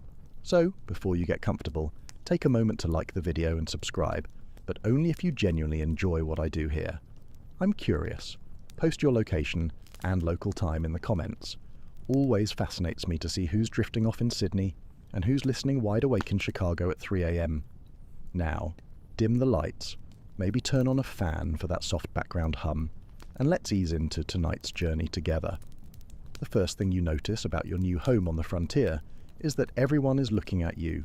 Sideways glances from women carrying baskets of laundry, slow nods from cowboys lounging against hitching posts, suspicious squints from old-timers playing checkers outside the general store.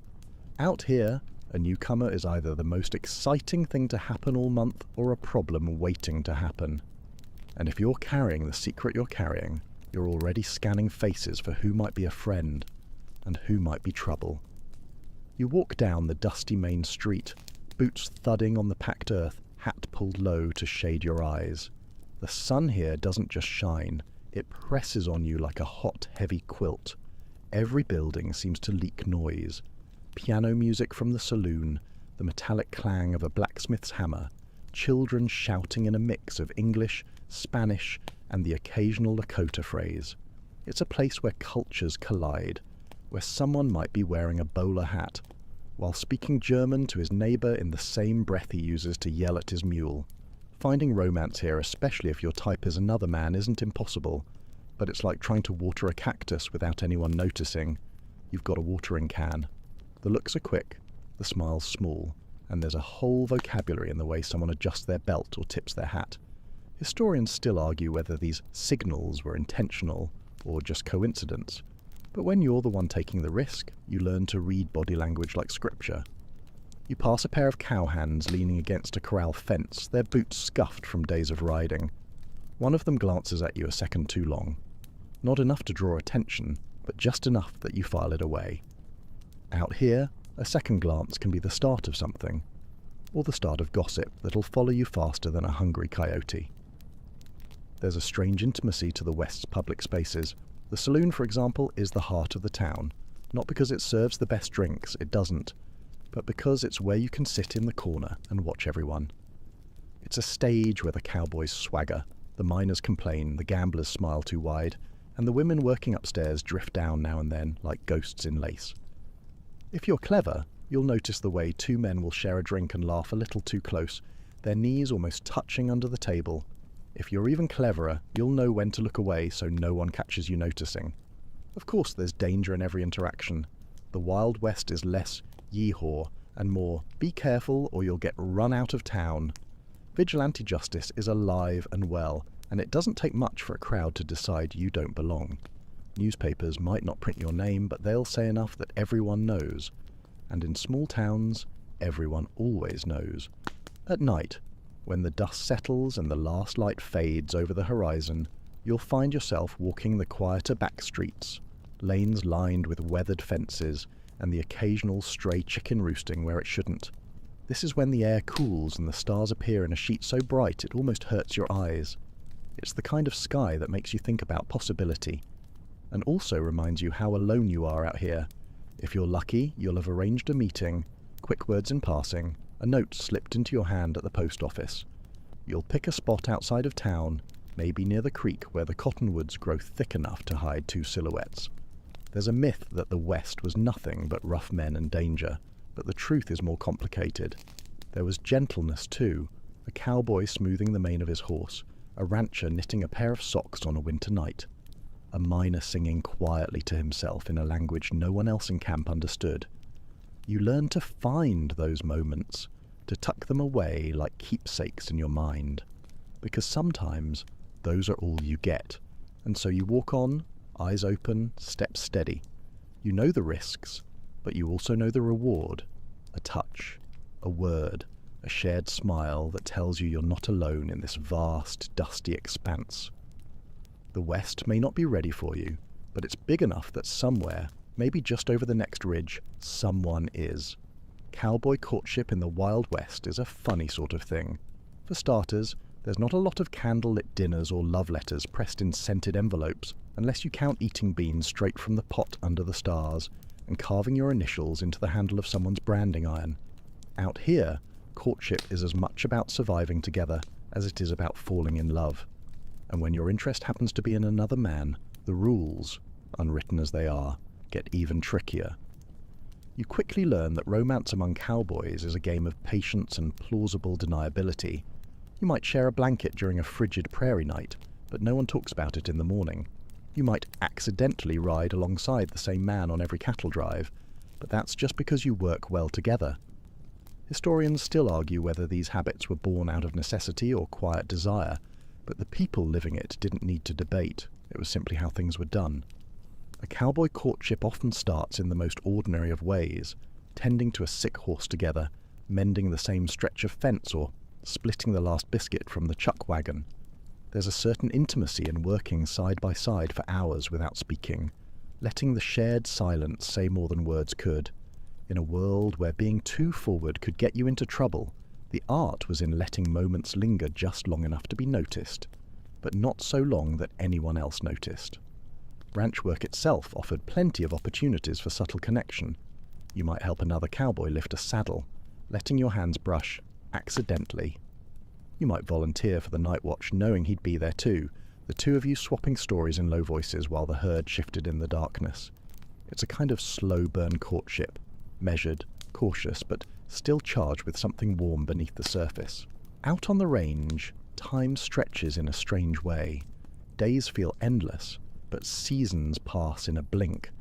In that expanse, relationships could deepen quietly, almost invisibly, to the point where no one remembered when two men started always sharing the same pot of coffee or repairing gear together. You became each other's person, no declarations needed, no questions asked. That's not to say it was all quiet longing. Cowboys had their own ways of teasing and testing each other, of sending signals under the guise of harmless banter. A man might accidentally call you by a pet name in front of others, partner or hoss, with just enough warmth to make you wonder if he meant more by it. Or he might offer you the last cup of coffee when everyone else knew he never gave up coffee for anyone. Small gestures became the language of affection, spoken in plain sight, yet understood only by the two of you. Sometimes these rituals extended into the saloons. A shared drink could be more than a drink. It could be a declaration, quiet and dangerous. Sitting side by side at the bar, elbows touching, one man might order the same whiskey as the other every single time, as if aligning tastes meant aligning something more. And if the night was good, if the crowd was loud enough and the poker game distracting enough, a knee might rest just a little closer than usual under the table. But in the West, romance always had to wrestle with practicality. The cattle drive left little room for dreamy afternoons, and ranch chores didn't pause for anyone's fluttering heart. You couldn't openly court someone without drawing attention, so you found other ways. Whittling a small token to leave in his saddlebag, fixing a loose stirrup strap before he noticed it was broken, saving the choicest cut of meat for his plate when cooking over the campfire. Acts of service were safer than words, and sometimes spoke louder. Of course, there was always risk. The wrong joke taken the wrong way could sour a friendship. A gift misread could turn into a problem you couldn't explain away. So you learned to dance the long, slow dance of waiting, always hoping for that one moment when the risk felt worth it. And maybe it would come during a thunderstorm, when you both huddled under the same slicker, rain pounding on the canvas, and realized you were holding on a little tighter than you needed to. The West's vastness meant two things. You could vanish into the horizon, and so could the people you cared for. A man might ride off for a season, or forever, and you'd never know if you'd see him again. That's why the cowboys who dared to care for each other cherished every moment. Every shared cup of coffee, every ride side by side, every quiet glance across a campfire was a small act of defiance in a world that had no place for what you felt. And so, courtship in the Wild West wasn't about grand gestures or public declarations. It was about surviving long enough to steal another moment, to find another excuse to linger, to make sure your stories intertwined in ways no one else would notice. Because sometimes, in the dust and danger of the frontier, the smallest moments were the biggest victories. The saloon is the beating, slightly tipsy heart of any frontier town. From the outside, it's just another false front building with swinging batwing doors and a faded sign promising fine liquors in hand-painted letters. But step inside, and you're stepping into a whole different world, a world where people talk too loud, gamble too much, and sometimes, if you know how to look, flirt in ways that would scandalize the church ladies across the street. By day, the saloon belongs to the regulars. Miners with dust in their beards, cowboys looking to spend their pay, the occasional traveling salesman in a bowler hat. The air smells of whiskey, stale beer, and the faint tang of cigar smoke curling toward the ceiling. The piano in the corner is always a little out of tune, and the player never quite remembers the same tempo twice. In the daylight hours, it's easy to blend in.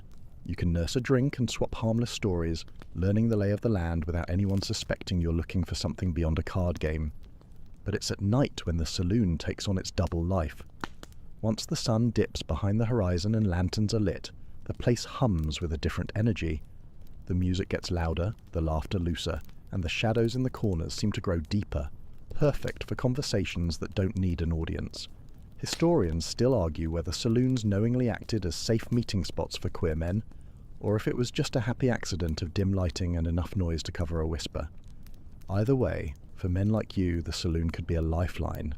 There are certain tables, always near the back where the lamplight doesn't quite reach, that are unofficially taken most nights. The men sitting there keep their voices low, but their eyes are busy. They know how to read each other, to catch the small, almost invisible nod that says, "Yes, I see you too." Sometimes it's nothing more than a smile held a beat too long before one man stands and leaves, knowing the other will follow 10 minutes later. The staff, of course, notice everything. The bartender knows who orders the same drink every time, who lingers long after their friends have gone, who always seems to bump into the same man week after week. Some bartenders pretend not to notice. Others give a warning glance if they think the wrong person is paying too much attention. And then there are the rare ones, usually older, wiser, who quietly keep your secrets safe because they understand that a man's business is his own. If you want to meet someone in a saloon, there's a kind of unspoken choreography. First, you find a spot that doesn't draw too much attention, never the bar itself, too exposed, and never too close to the poker table, where tempers flare. You choose a table with a good view of the room but a solid wall at your back. Then you wait. You sip your drink, slowly. You glance up just often enough to catch someone's eye without making it obvious. Sometimes nothing happens at all, and you go home with nothing but the smell of smoke in your clothes. Other nights, though, the air feels different, charged, expectant. If you're lucky, you'll end up next to someone at the bar who strikes up a conversation. It'll start with something safe, cattle prices, the weather, the sorry state of the coffee at the boarding house. But underneath, there's an edge, a testing of waters. If the conversation lingers past the point where it should, if he offers to buy you another drink when yours is still half full, you might just be in luck. Of course, luck in the Wild West always comes with risk. The same noise and shadows that protect you can also hide someone with less than friendly intentions. A joke taken the wrong way, a hand resting too long on an arm, these things could turn the room cold in an instant. That's why discretion isn't just a courtesy here, it's survival. You learn to leave separately, to take different routes out, to make sure no one sees where you're headed.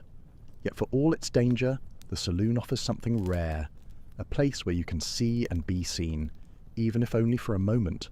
In the clink of glasses and the murmur of voices, in the warm press of a crowd where no one is paying too much attention, there's a freedom you can't find under the open sky. It's fleeting, yes, but in the West, fleeting moments are often the only ones you get. And sometimes they're enough to keep you going until the next Friday night, when the music starts up again and the shadows in the corners start to feel like home. Out here, the danger isn't a dusty duel at high noon. It's a whisper, a sideways glance, a question that lingers just a little too long. In the Wild West, discovery wasn't some romantic notion of being found out in a moment of candlelit drama. It was the kind of discovery that could ruin you before you even finished your drink. The law was one thing. The books themselves in most territories didn't have neatly labelled anti-gay statutes, the way modern folks might imagine, but that didn't mean you were safe. Sodomy laws, vague, severe, and enforced at whim, could land a man in prison for years, with the added bonus of a reputation that would follow him forever. In practice, though, it was often the court of public opinion, or the local sheriff's sense of morality that decided your fate. Historians still argue whether certain lawmen turned a blind eye because they genuinely didn't care, or because they preferred to keep people under the quiet threat of scandal. Then there was vigilante justice, quick, merciless, and entirely outside the law. A man suspected of unnatural behaviour could be run out of town in the dead of night, his possessions dumped in the street, his horse untied and left to wander. In harsher cases, the mob didn't wait for morning. And here's the thing, a mob didn't have to be big to be dangerous. In a settlement of 60 people, 3 men with rifles could decide your entire future. It didn't take much to get tongues wagging. Spend too much time with the same person. Be seen walking home together after dark. Decline the attention of the opposite sex too consistently.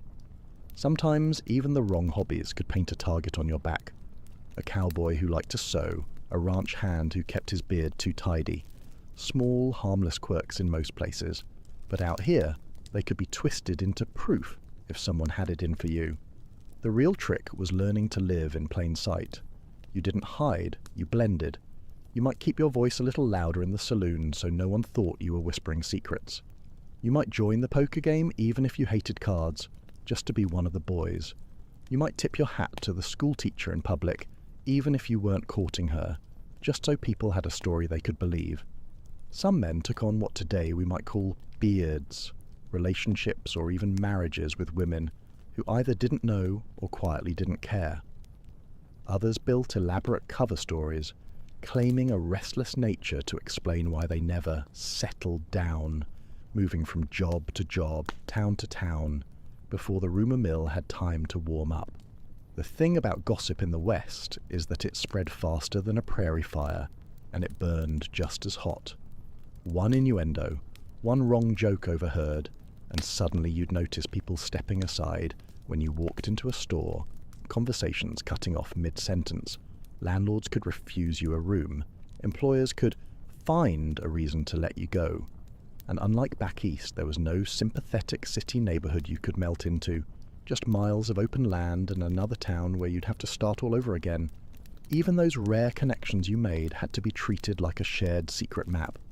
A meeting at night might require days of planning, making sure neither of you was followed, choosing a spot far enough from prying eyes that you could talk without fear. There was always that small, sharp awareness in the back of your mind. What if someone saw? What if someone guessed? Of course, there's an irony to it. The West was built on the idea of personal freedom. Go where you want, do as you please, reinvent yourself in a new town. And yet, when it came to love, especially love that didn't fit the narrow rules of the day, freedom was the one thing you couldn't quite have. You could ride for days across endless plains without seeing another soul, but you still had to keep your heart on a short leash. The danger of discovery wasn't just in the punishment, it was in the slow erosion of safety. It was in knowing that one person's disapproval could ripple out to the whole town. It was in the fact that even the man you trusted most could, in a single bad moment, decide that self-preservation meant pointing a finger at you instead. So you learned the quiet art of being half known. You left just enough of yourself visible for the world to accept, and kept the rest tucked away like a pocket knife, close at hand, sharp if needed, but never brandished in the open. Out here, survival meant knowing which part of you to show, and which part to keep safely in the shadows. The prairie at night is a strange sort of quiet, not the comforting quiet of a sleepy town, where you can still hear the creak of a rocking chair on a front porch or the distant clink of glasses from a saloon. Out here the quiet is so big it almost has weight. It presses in on you from every direction, broken only by the shuffle of cattle, the low murmur of the wind through dry grass, and maybe, if you're lucky, the quiet crackle of a campfire. You're out on a cattle drive now, miles from the nearest town, nothing around you but stars and the vague outline of the herd spread across the dark prairie. During the day, it's all dust and sun, endless riding and the sharp smell of manure. But at night, when the work slows and the cattle settle, you find yourself face to face with a kind of loneliness that can't be ignored. It's in these long stretches of isolation that bonds between men tend to deepen. You share everything out here: coffee, blankets, the last bit of jerky. You see each other at your worst, wet, cold, hungry, sunburnt, with hats pulled low over eyes trying to steal a few minutes of sleep before your watch starts again. And sometimes, in the middle of that exhaustion, you find a kind of comfort in another man's presence that goes beyond friendship, even if neither of you says so out loud. Historians still debate whether same-sex intimacy among cowboys was common or just a rare, quiet undercurrent. But ask anyone who's ever spent weeks on the open range with the same group of men, and they'll tell you, life out here gets, personal. Not in the dramatic way dime novels like to tell it, but in the small moments, when your shoulders brush as you both reach for the coffee pot, when you share a cigarette under a blanket of stars, when you laugh together about nothing at all just to keep the cold at bay. The campfire becomes the center of this little universe. You sit close, letting the heat warm your boots while sparks drift up into the night. The firelight softens everyone's face, turning even the roughest cowhand into a figure you might imagine in a painting, hat tipped back, eyes reflecting the flames, a faint smile playing at the corner of his mouth. If you're bold, you might sit just a little nearer to the man you've been noticing all week. Not so close that anyone could point it out, but close enough that your knees almost touch. There's an intimacy in conversation too. Talk on the prairie isn't about the weather, that's obvious just by looking up. Instead, it drifts into stories from home, memories of old sweethearts, some of them conspicuously vague on the details, dreams about buying land or starting a business. Sometimes, when the others have wandered off to their bedrolls, the conversation narrows to just the two of you. That's when truths slip out, softly, cautiously, as if the stars themselves might overhear. But this closeness comes with its own dangers. A moment that feels private in the dark can feel exposed in the daylight. The man you shared a blanket with might not meet your eyes the next morning, afraid of what others might think. The camaraderie of night can vanish under the harsh sun, replaced by the usual rhythm of work and distance. Out here, feelings live on a kind of unspoken schedule.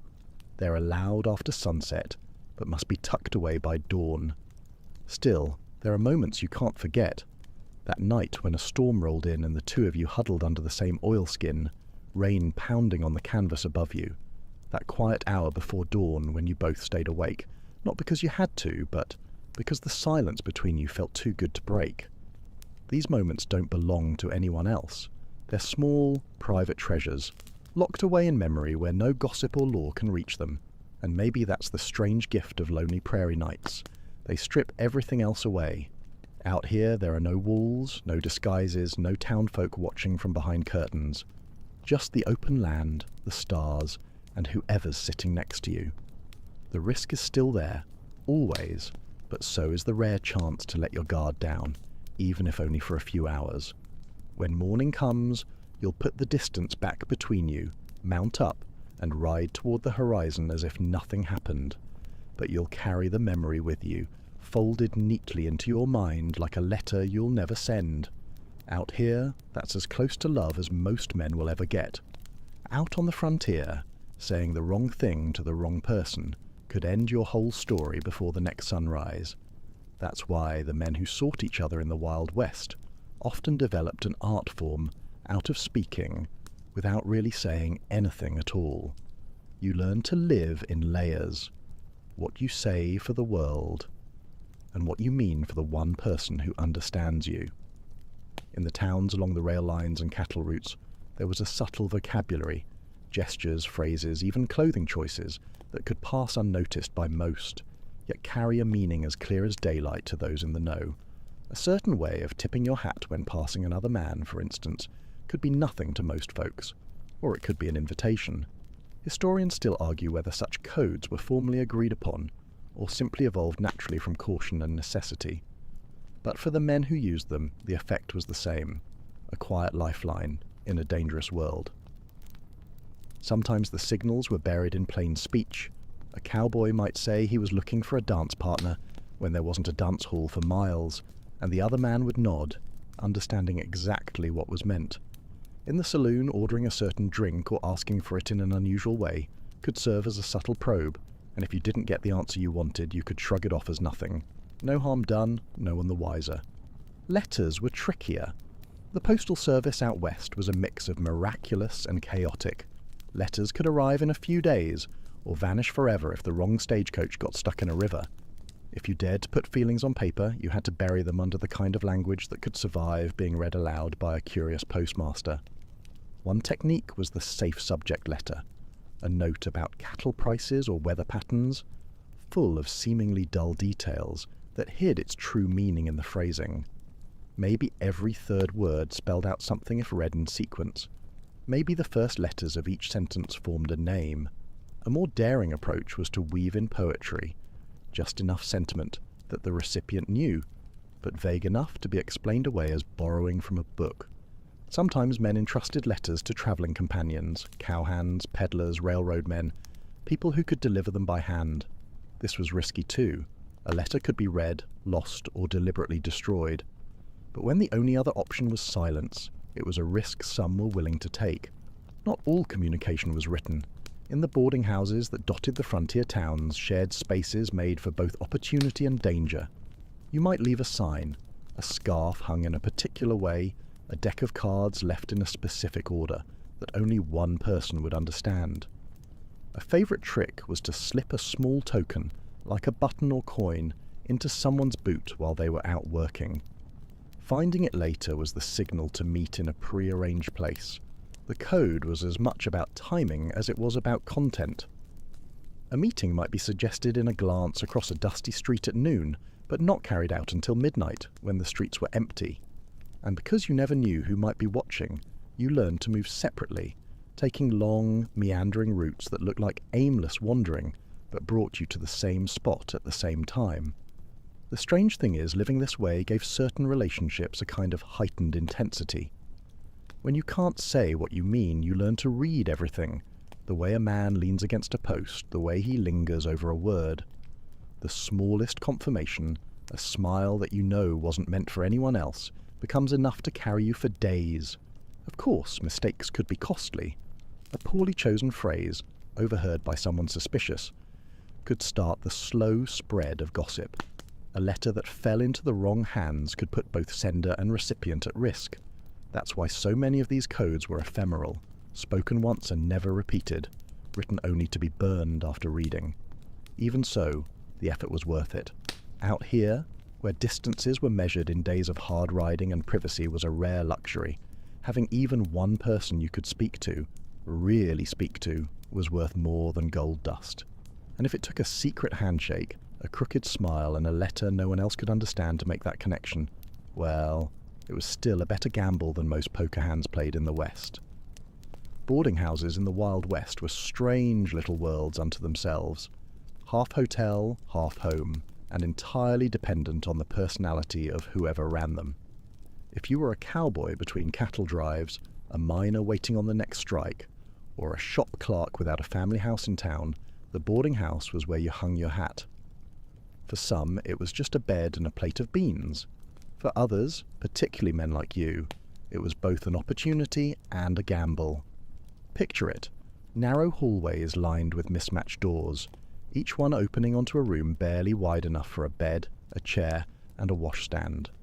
The wallpaper is peeling in spots. The floors creak so loudly you could map the night movements of every guest by sound alone, and the smell is a blend of kerosene lamps, laundry soap, and whatever the cook managed to burn for supper. Privacy? Not exactly. But proximity? Oh, plenty of that. In many smaller towns, beds were a commodity. More cowhands and drifters came through than there were rooms to hold them. Doubling up wasn't unusual. If you arrived late or during a busy spell, you might find yourself assigned to share a bed with another man. A practical decision nobody thought twice about. Publicly, at least. In reality, this arrangement could lead to nights where the line between necessity and something warmer blurred just enough to make you wonder where you stood, come morning. Historians still debate how much of this bed-sharing culture led to intimacy, but one thing is certain. It was fertile ground for quiet connections. You couldn't openly court someone in the common dining room, but you could exchange whispers under the cover of darkness, your words muffled by the ticking of the wall clock in the hallway. Even the accidental bump of knees beneath the thin quilt could feel like a spark when you were both awake but pretending to sleep. Still, every boarding house had its unofficial rules, and the person enforcing them was usually the landlady.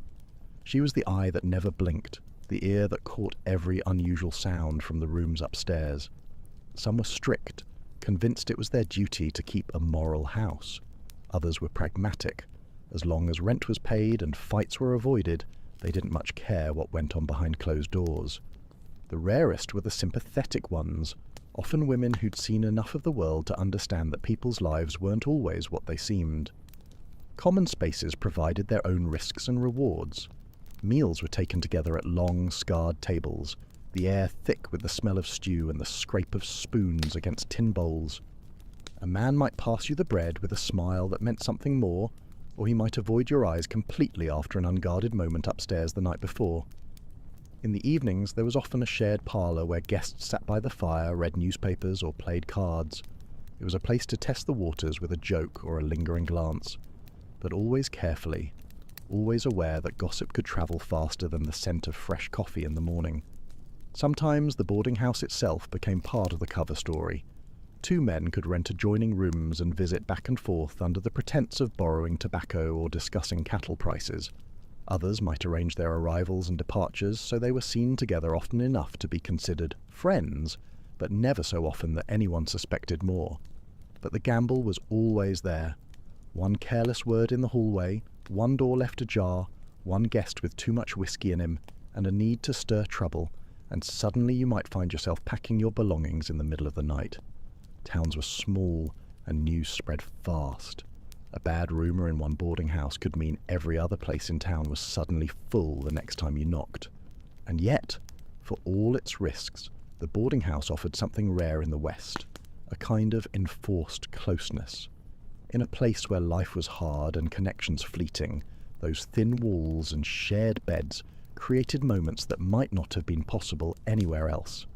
Maybe it was the smell of someone's soap on the pillow you shared. Maybe it was the whispered conversation after the lamps went out, voices low enough that only the other could hear. Whatever it was, those moments mattered. They were the kind of memories you carried with you long after you'd ridden out of town, folded away like a letter you could never mail. If the West had one unspoken rule, it was this. You could be anything you wanted, as long as you looked the part. And for some men in love with other men, looking the part meant bending that rule just enough to slip under the radar. Clothing wasn't just about style. It was disguise, a signal, a performance, and sometimes a way of living that felt more natural than anything else. The frontier loved appearances. A rancher's hat said something about his status. A gambler's tailored vest told you he was good with cards, or at least wanted you to think so, and a preacher's black coat was as much a badge as a sheriff's star. And yet, Woven into all those outward identities was the occasional figure who didn't quite match expectations, and sometimes got away with it because no one dared to challenge them. Cross-dressing wasn't entirely unheard of in the Wild West.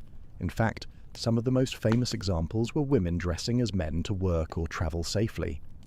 But there were also men, fewer, quieter, and often less recorded, who wore women's clothing either for entertainment or as part of their daily life.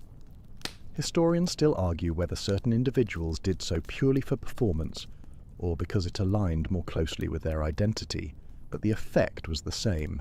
It disrupted expectations, and in the right setting, it provided cover. One of the safer spaces for this kind of expression was the travelling show. Theatre troupes, vaudeville acts, or medicine shows that rolled through dusty towns like moving islands of eccentricity. These shows often had specialty acts featuring cross-dressed performers, and as long as the audience laughed or clapped, no one asked too many questions. For a man who wanted to live outside the rigid norms of the West, a stage costume could be both an escape and a shield. Even off stage, clothing could act as a subtle signal. A certain silk scarf tucked into a vest pocket, a flash of bright colour when most men stuck to dusty browns and blacks. These touches were small, but noticeable to those who paid attention. In some towns, such flourishes were simply chalked up to that city fellow's odd ways, allowing a man to stand out just enough to catch the right kind of eye without drawing dangerous suspicion. Sometimes cross-dressing was less about gender expression and more about cover. There are quiet accounts, half buried in diaries and letters, of men donning women's clothing to visit partners without being recognised. Picture it: a dark night, a borrowed bonnet and shawl, the quick shuffle through back alleys to a boarding house room where someone was waiting. Risky? Absolutely. But in places where discovery could mean ruin, a good disguise was worth the gamble. There were also those who lived respectably by crafting an image that discouraged questions. A man might adopt the air of a bachelor, confirmed by choice, dressing meticulously, carrying himself with dignity, and surrounding himself with respectable acquaintances, often women, who reinforced his public image. Behind that facade, there might be an entirely different private life, conducted carefully and quietly. The great irony was that the West prided itself on individuality, yet certain kinds of individuality had to be hidden in plain sight. If you were clever, you could use the costume of respectability, or the outrageousness of performance, to carve out a space where you could breathe more freely. Some men even found that by leaning into an exaggerated persona, they could distract from the truth, play the role of the harmless eccentric, and people might talk about your odd hats or your fondness for poetry, never suspecting or never admitting they knew more. Of course, none of this was without danger. A disguise that fooled most people might still fail in front of the wrong pair of eyes. A silk scarf could be admired one day and questioned the next. And in the rigid moral climate of many frontier towns, once suspicion took root, it was hard to uproot. Still, for those who couldn't or wouldn't conform, clothing was more than fabric. It was a tool, a language, a way of signalling to the world, "You may not see all of me, but I am here." Whether it was the borrowed dress of a nighttime visit, the painted cheeks of a vaudeville performer, or the polished boots of the lifelong bachelor, each choice of attire was a small act of survival, and sometimes, in its own quiet way, an act of love. If there was one thing that could stir up a sleepy frontier town, it was the arrival of a travelling show. Word would spread like wildfire. Posters slapped up on saloon walls, gossip whispered in the general store, kids darting through the streets announcing the circus or vaudeville troupe was rolling in. For a few days, the dusty rhythms of ranch life and mining shifts would give way to bright lights, loud music, and people who seemed to have come from another planet entirely. For men like you, the arrival of entertainers was more than a diversion. It was a breath of fresh air in a place where the air could get mighty stifling. Travelling shows were full of folks who didn't quite fit into the mould of respectable small-town society. There were actors and acrobats, snake oil salesmen, jugglers, fortune-tellers, and musicians with glittering waistcoats and voices that could fill a tent. They lived by their own rules, drifting from one place to the next, answering to no one except the ringmaster or the theatre manager. And, perhaps most importantly, They tended to carry with them a more relaxed attitude toward love, friendship, and identity. Historians still argue whether this was because of urban influence, artistic temperament, or simply the practicality of living in close quarters with the same troupe for months on end. Whatever the cause, it meant that for a few golden nights the rules that governed the rest of the town seemed to loosen. The performers themselves often knew they were a curiosity. They played to it. Costumes in colours you didn't see on the prairie, makeup that caught the lamplight, a swagger or sway that wouldn't be tolerated in the church pews on Sunday. In this mix, there were always a few who carried themselves with a kind of knowing glance, the kind that said, "Yes, I see you," and "Yes, you can trust me." A man might strike up a conversation with a visiting violinist or a stagehand while helping unload props from the wagon. A poker game after the performance could stretch into the small hours, fueled by cheap whiskey and the easy camaraderie of people who didn't care much for the town's judgment. If you were lucky, there might be an invitation to visit the troops' camp on the edge of town, a place where the laughter was louder, the songs a little riskier, and the company more accepting. In many ways, the travelling entertainers operated like a moving safe zone. Within their circle, you could let your guard down, just a little, without worrying as much about prying eyes. There were whispered stories of troop members having long-term companions of the same sex. Relationships kept quiet from outsiders, but perfectly open within the group. And for locals who managed to form a connection during those few days, it was like stepping into another world, one where love wasn't constantly looking over its shoulder. Of course it was fleeting. The wagons would pack up, the tents would come down, and the colourful strangers would vanish down the road, leaving only a scattering of confetti in the dirt. But for some, those brief encounters were enough to keep hope alive. Maybe you'd meet again in another town, another year. Maybe you'd join up with the troupe yourself, trading the steady grind of ranch work for the uncertain freedom of the road. Even if you never saw them again, the memory of those nights could linger like the scent of perfume on a borrowed scarf. The way the firelight caught in someone's eyes, the feeling of being understood without explanation, the rare luxury of speaking freely, all of it became something to revisit in the long, quiet stretches of prairie life. The entertainers reminded you that the West was bigger than the few dusty streets you called home. They proved that there were other ways to live, other places to belong, even if most of them were on wheels. And for a man keeping his heart hidden in the folds of everyday life, that reminder was worth its weight in gold. The Chisholm Trail was less a road and more a moving, dust-choked ribbon of noise and grit, stretching hundreds of miles from Texas into Kansas. You'd ride it for weeks on end, driving thousands of cattle north to the railheads, through river crossings, open prairie, and towns so small you could blink and miss them entirely. It was the lifeblood of the cattle business, and for the men riding herd, it was a kind of rolling world all its own. The trail demanded endurance. Days began before sunrise with the smell of campfire coffee and the sound of cowbells, and they ended long after the light had faded, your legs aching from the saddle. The herd moved slow, but the work never stopped, keeping stragglers in line, watching for rustlers, scouting ahead for water. And yet, in the midst of all this hard labour, bonds were forged in ways that life back in town rarely allowed. When you're on the trail, you live side by side with the same handful of men for weeks. You eat together, sleep near each other, take turns on night watch under skies, so bright with stars they seem almost unreal. Historians still argue how much of the deep camaraderie among cowhands was purely brotherhood, and how much sometimes crossed the line into quiet romance. But anyone who's spent night after night riding alongside the same man, sharing stories, jokes, and the occasional silence that doesn't feel awkward, knows how easily those lines can blur. Campfires on the trail were small, just enough to heat coffee and beans, but they had a way of drawing men close. You'd sit with your knees almost touching, boots propped on the same rock, the orange light painting your faces and flickering in your eyes. A hand passing you a tin cup might linger for just a moment longer than necessary. And because the prairie was vast and empty around you, that tiny space you shared by the fire felt like a private room. There was a certain kind of intimacy in the chores too, helping each other lift heavy saddles, checking gear for wear, patching a friend's torn shirt in the few spare minutes before bed. These were the small acts that kept the trail moving, but they also became quiet gestures of care. Things you did without words because words could make them dangerous. On the Chisholm Trail, the nights could be long and lonely, but they were also when the guardrails of normal life loosened. Out there, away from town gossip and the sharp eyes of neighbours, you could laugh a little louder, sit a little closer, and if something more than friendship passed between two men, the prairie swallowed the evidence whole.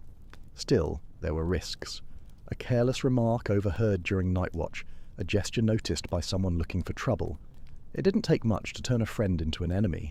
So, discretion was as much a part of trail life as your lariat and your boots. You learned how to be near without being obvious, how to carve out little moments in a schedule ruled by the herd's slow, relentless pace. Sometimes, the trail even became the setting for something that lasted. There are scattered, half-buried accounts of cowhands who, after a drive, stuck together, taking jobs on the same ranch, sharing a bunkhouse, building a life in plain sight as partners. To most folks, they were just two reliable men who worked well together, but they knew different. And then there were the goodbyes, standing by your horse at dawn as the man you'd spent weeks with rode off toward a different rail town, tipping his hat in a way that meant more than any handshake. You'd watch until he disappeared into the haze, and then you'd turn your horse toward whatever came next, carrying the memory of his laugh, the sound of his boots on the trail, and the way the stars looked on the nights when it was just the two of you keeping watch. The Chisholm Trail was hard, dirty, and exhausting, but for some it was also the one place where the vastness of the land gave them just enough room to be themselves, even if only in stolen moments. Every town in the West had its lawman, or claimed to. Sometimes it was a sheriff with an actual badge and a proper jail. Sometimes it was just the biggest man with a revolver, and enough respect to keep order. Whatever their background, former Texas Ranger, Civil War veteran, or just someone with a steady aim, the lawman was the figure everyone measured themselves against. If you were a man with a secret in your heart, the sheriff's opinion mattered more than most. He didn't have to like you, but if he decided to keep you in his good graces, life could be a lot easier. And if he decided otherwise, well, you might find yourself on the next stagecoach out of town. Some lawmen saw everything and pretended they didn't. They knew which men shared a room at the boarding house, who lingered too long at the saloon tables, who met under the cottonwoods by the creek after dark. But maybe they'd served alongside men in the war who'd carried similar secrets. Maybe they'd learned that in a town full of gamblers, outlaws and liars, two men quietly keeping company wasn't the worst problem to have. These sheriffs had a way of looking right through you, squinting against the sun as if to say, "I know more than I'll ever tell." They'd nod once, slow, and then turn away, leaving you with the sense that you'd been measured and, at least for now, not found wanting. Sometimes their silence was a kind of unspoken pact. Keep it discreet, keep it out of trouble, and you can stay. Others, though, weren't so kind. A rumour could be enough for them to make your life difficult. A sudden inspection of your lodging, a conveniently timed, random search, a pointed question asked in front of the wrong crowd. It was a reminder that the law wasn't just about what was written down. It was about who enforced it, and how. For the lucky ones, a lawman's blind eye could mean years of living quietly, building a life with someone in a place where that should have been impossible.